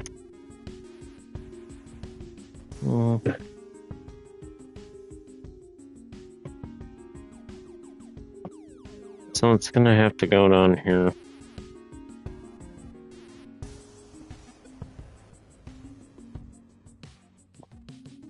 Stop.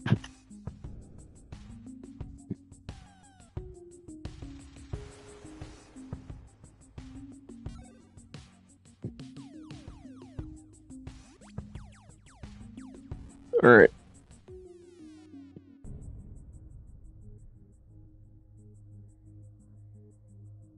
Walls reset.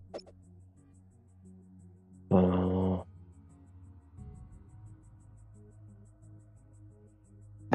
I want to put this game away here real quick. I want to do this and zip all this stuff up and make sure that this stuff is all good before I didn't realize how much gold I whipped out until I started thinking about it. All right.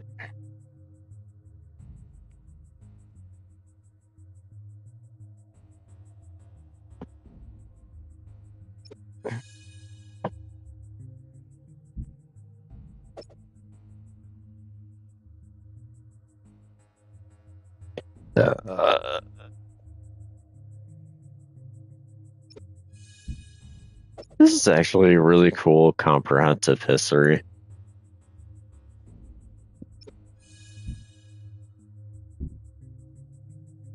America, the giant arcade. No longer novelties, relegated to the back of pinball parlors, coin-operated video games, because ambiguators in the early 1980s games could now be found not only in thousands of dedicated arcades, but also restaurants, laundromats, supermarkets, practically anywhere people might be found with quarters in their pockets and a little more time in their hands. Asteroids Deluxe. Following up on the smash success of Asteroids, this deluxe version of the game, designed by David Shepard. Yeah, sorry, I thought my introduced several new features to challenge players who mastered the original game, a shield instead of hyperspace jump. New enemy types and a higher difficulty level overall.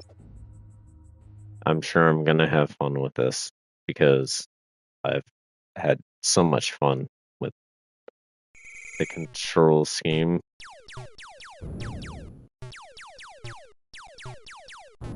It's just, it doesn't... Wait. Why did forward not go?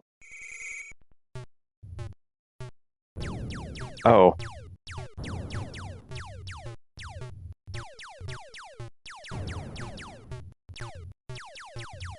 This is much more difficult to control. Hold on.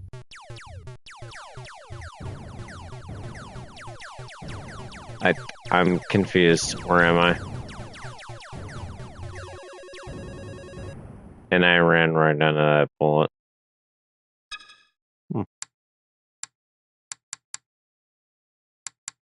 on. I want to give it another shot.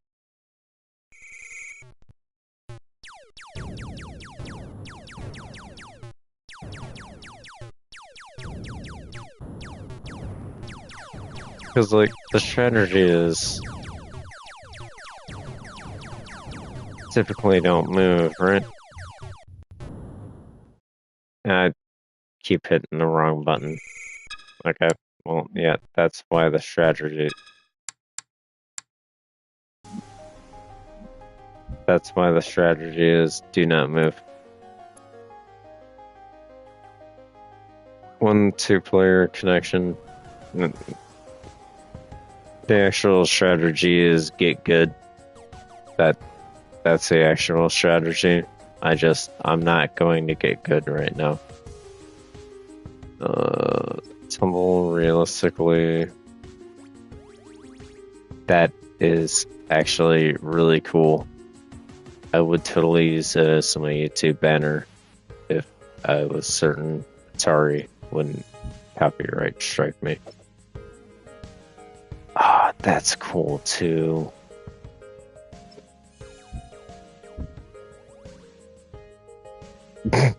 I've given you guys nothing but glowing reviews so far. Warlords, Pong stuff. Oh yeah. And It's Pong, but in 4 corners. It's actually really cool if you can get 4 people together to play it. I unfortunately don't have 4 people to play.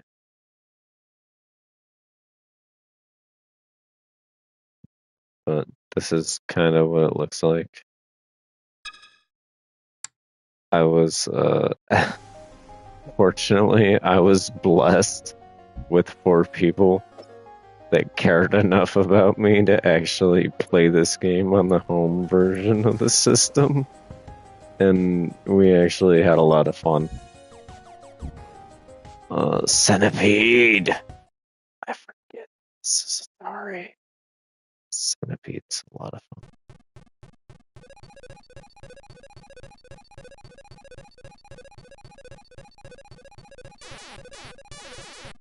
Oh shit.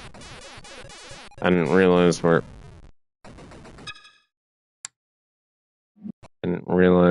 were playing.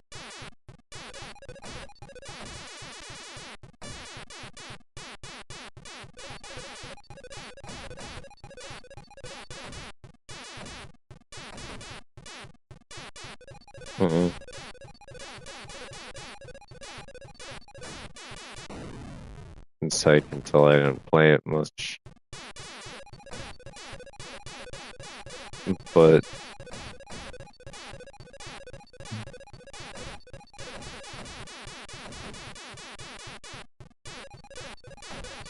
I know how to chase them. I at least know how to get to level 2, which puts me.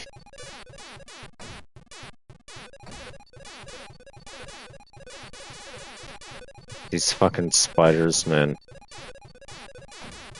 There was like a centipede.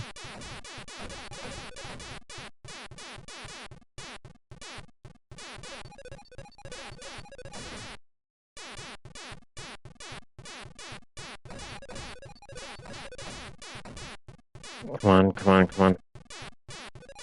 I cannot keep missing shots.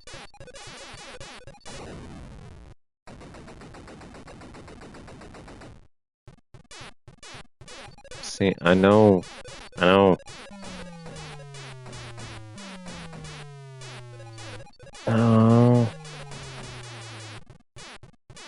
Cats. No. I tried.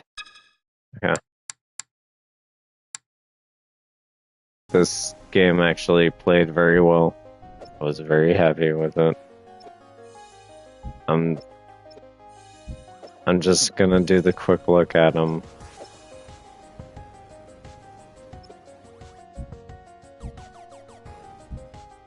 Oh, these look like the notes that I actually want to look at, though.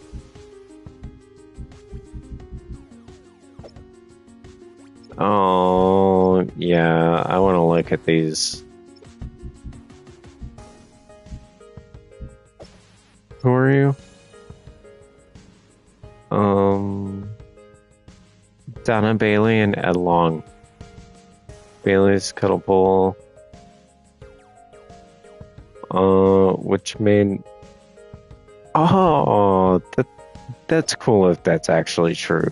I'm sure that it is, but... Rocket launch. Excellent. Battlefield, he would do this by blowing them up as they went to... Oh, that's so cool. I love these notes. I'm so happy I took a tanks and buzz bombs or something similar.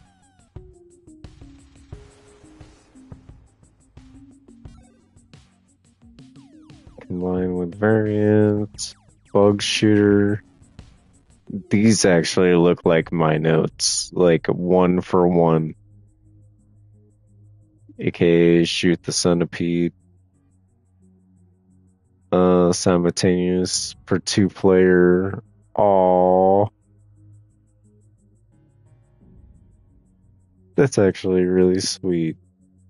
I don't know whose notes these are. Wait. New game ideas. Okay. Each snaking down a player given X amount of lives, centipedes, meltdown. This would single player or alternate two player. Oh man, dude, give me a woman that can talk to me like this. Appropriate.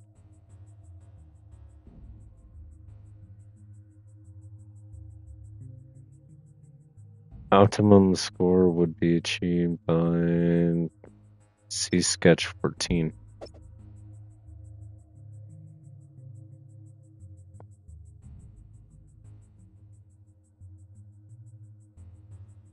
To Dan. So this is from her.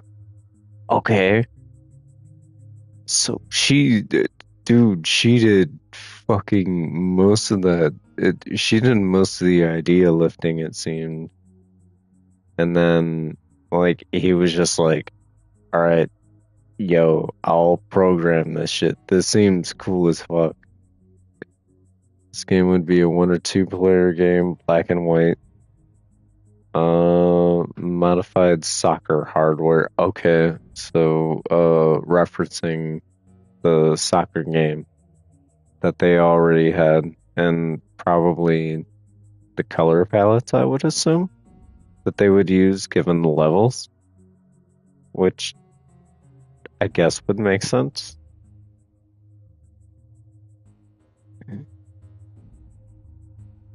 And then centipedes would appear top screen. Player does. He must shoot, destroy the centipede. Oh my god, these are really awesome notes. July 17th, 1980. These are really cool. I'm actually centipede. To change centipede. Obstacle to change. Okay. Bug.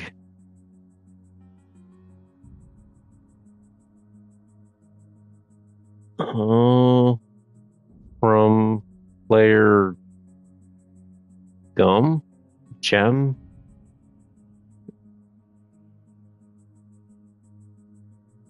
Shot from player gun. Player gun. Gun moves within this.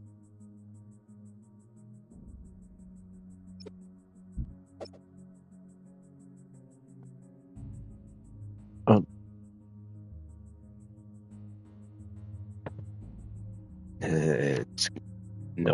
It's actually pretty crazy the amount of stuff that I'm able to. What? I thought I got a thingamajig.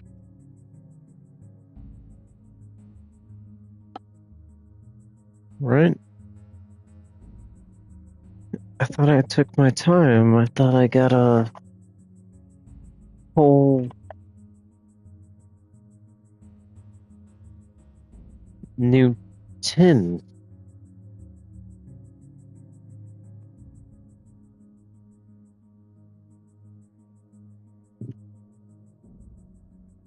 That really sucks.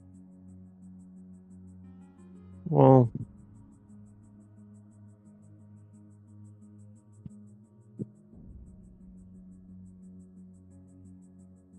yeah. That really sucks. I'm just gonna have to wait until the melatonin kicks in.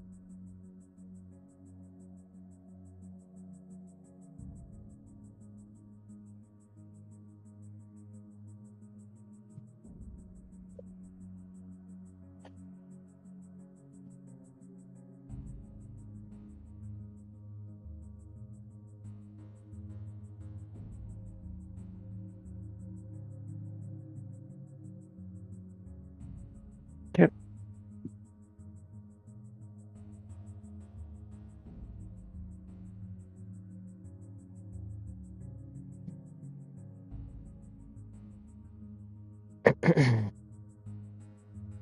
Hey, regarding Centipede game description, consider theme of Dragon Quest with dragons trying to steal golden jewels.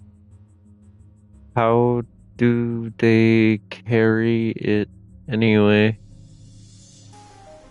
Oh man, I love little notebook things like this. Only shoots up at that's I can't.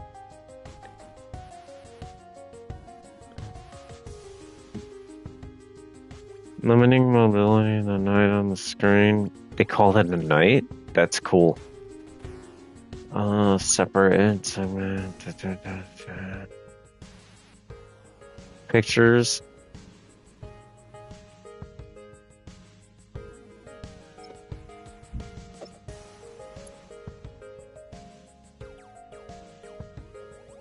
That's so cool. That's gotta be so cool. Seeing your guys' idea turn into something this amazing.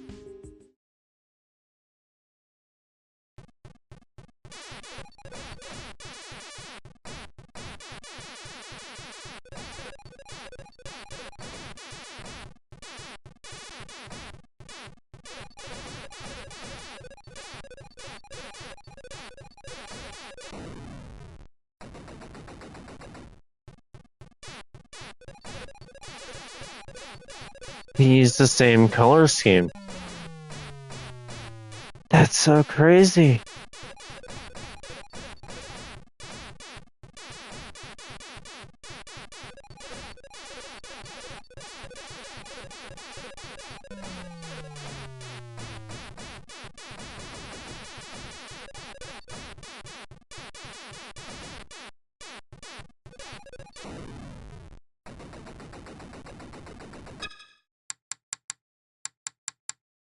And I see an obvious quarter grab.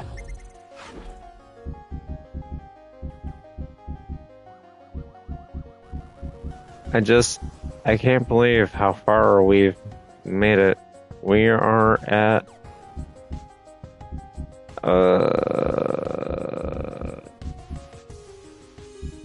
shit, where the fuck are we?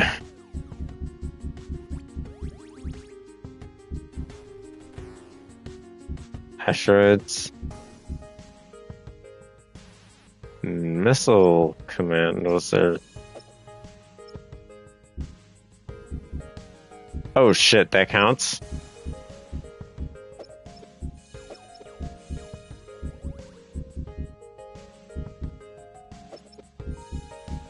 I didn't know that counted.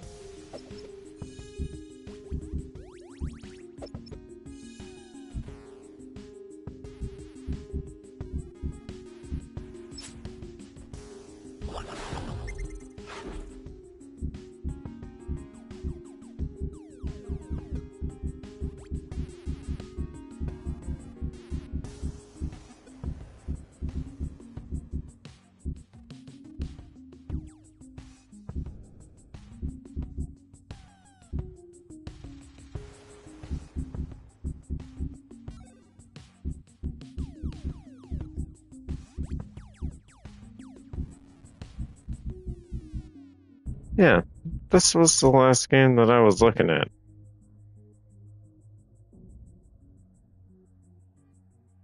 Tempest.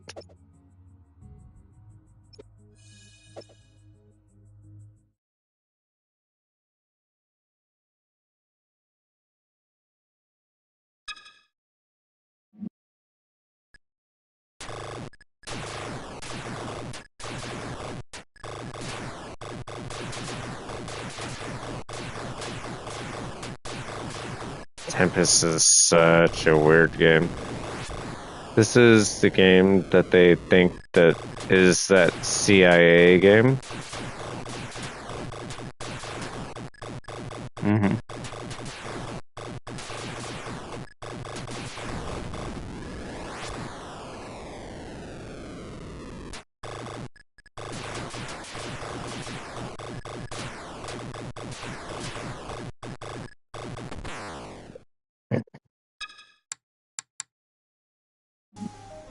I just want to get enough of a demo of it in.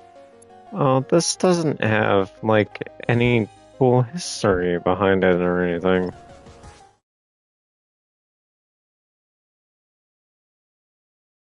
What the fuck is this? I've been very...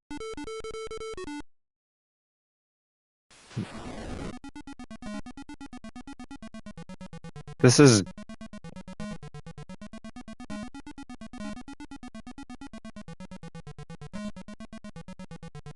This is Drank Man. This is like Drunk Pac-Man.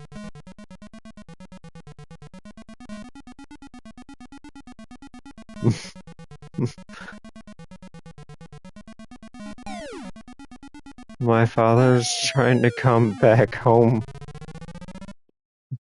But unfortunately, the demons in the alleyway are just like keeping him from bringing him back home. What? No. No. No. Just.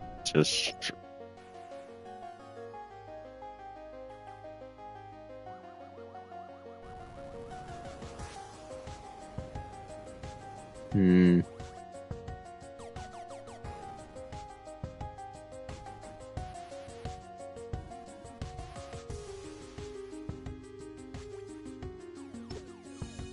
Okay.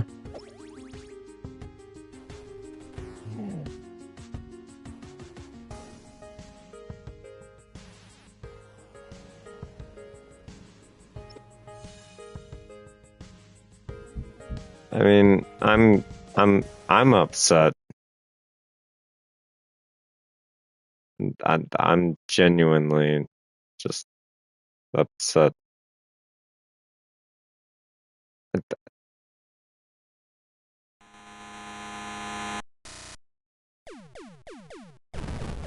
Okay, I figured it was a space and it.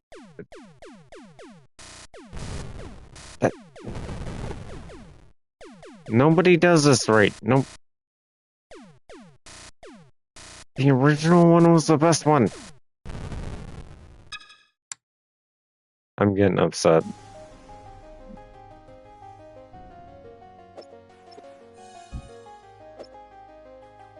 I mean, the art is so cool.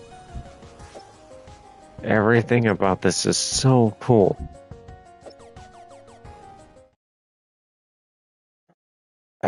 I want to play them on the cabinet.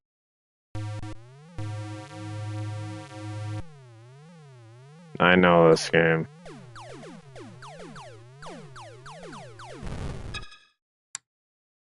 Dude, I'm straight up not.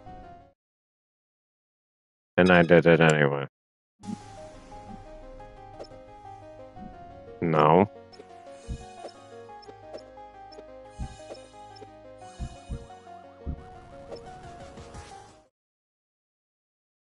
No, I'm just straight up not. I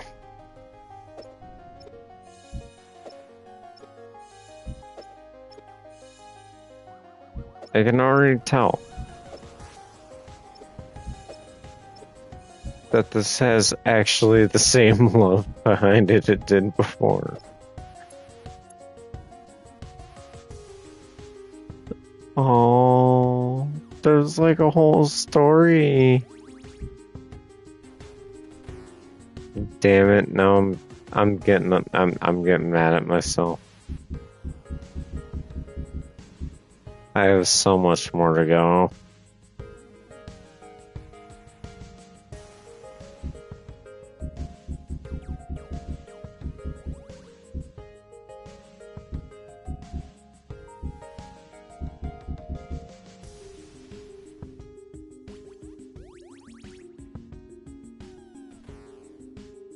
Damn.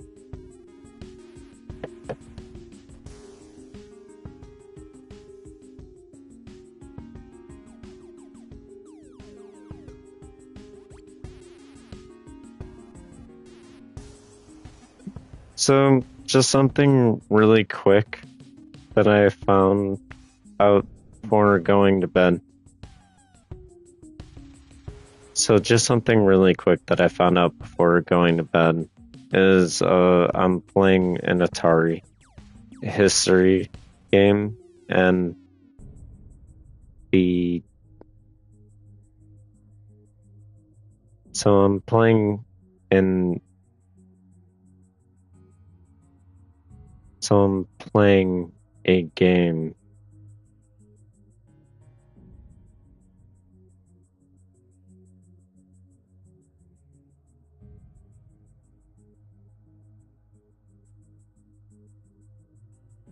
So I'm playing a game that has to do with the history of Atari. And I actually found something very interesting about well, the game Centipede. The game Centipede was actually programmed by a couple, and the couple were just like newly married people, and they had just like taken up programming just like for funsies. And the game that I'm playing, it shows like their notes to each other and stuff like that. Because they were actually both working for Atari, but they were married at the same time. So they had to be professional for the most part.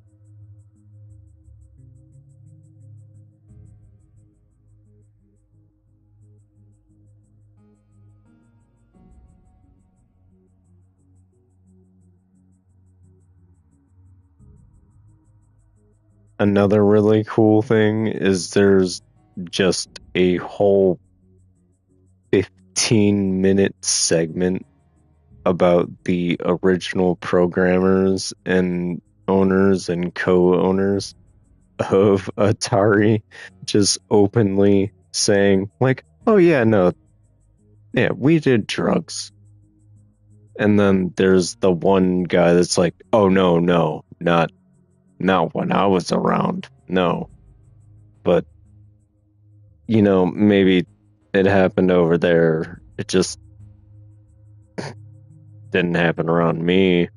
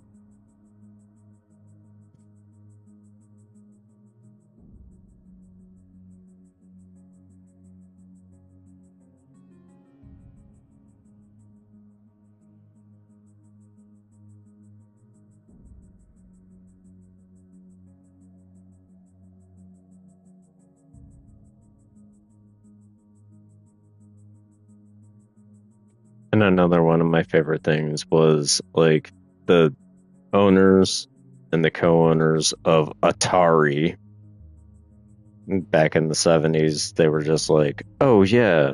And obviously the owner, he was just like, oh yeah, I saw packages coming through, and I never really partook of anything in the packages. I never really looked at anything in the packages or anything like that. But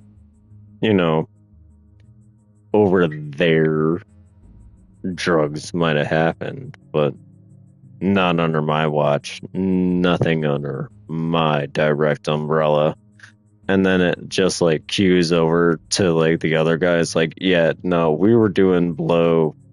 We were doing acid. We were just like fucking like marijuana is like how we came up with video games. Like we were just doing wicked amounts of drugs.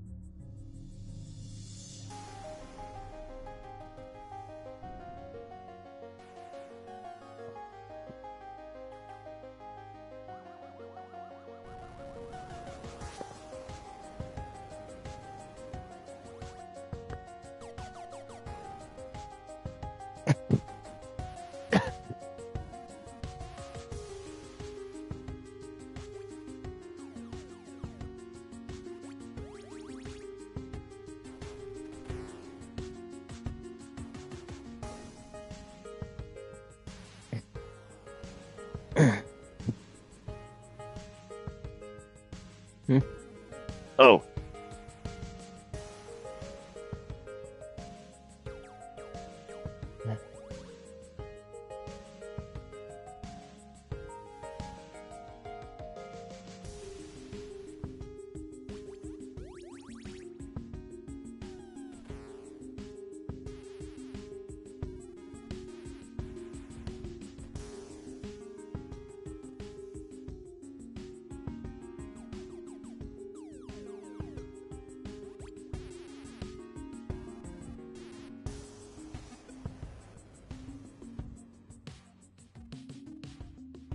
No.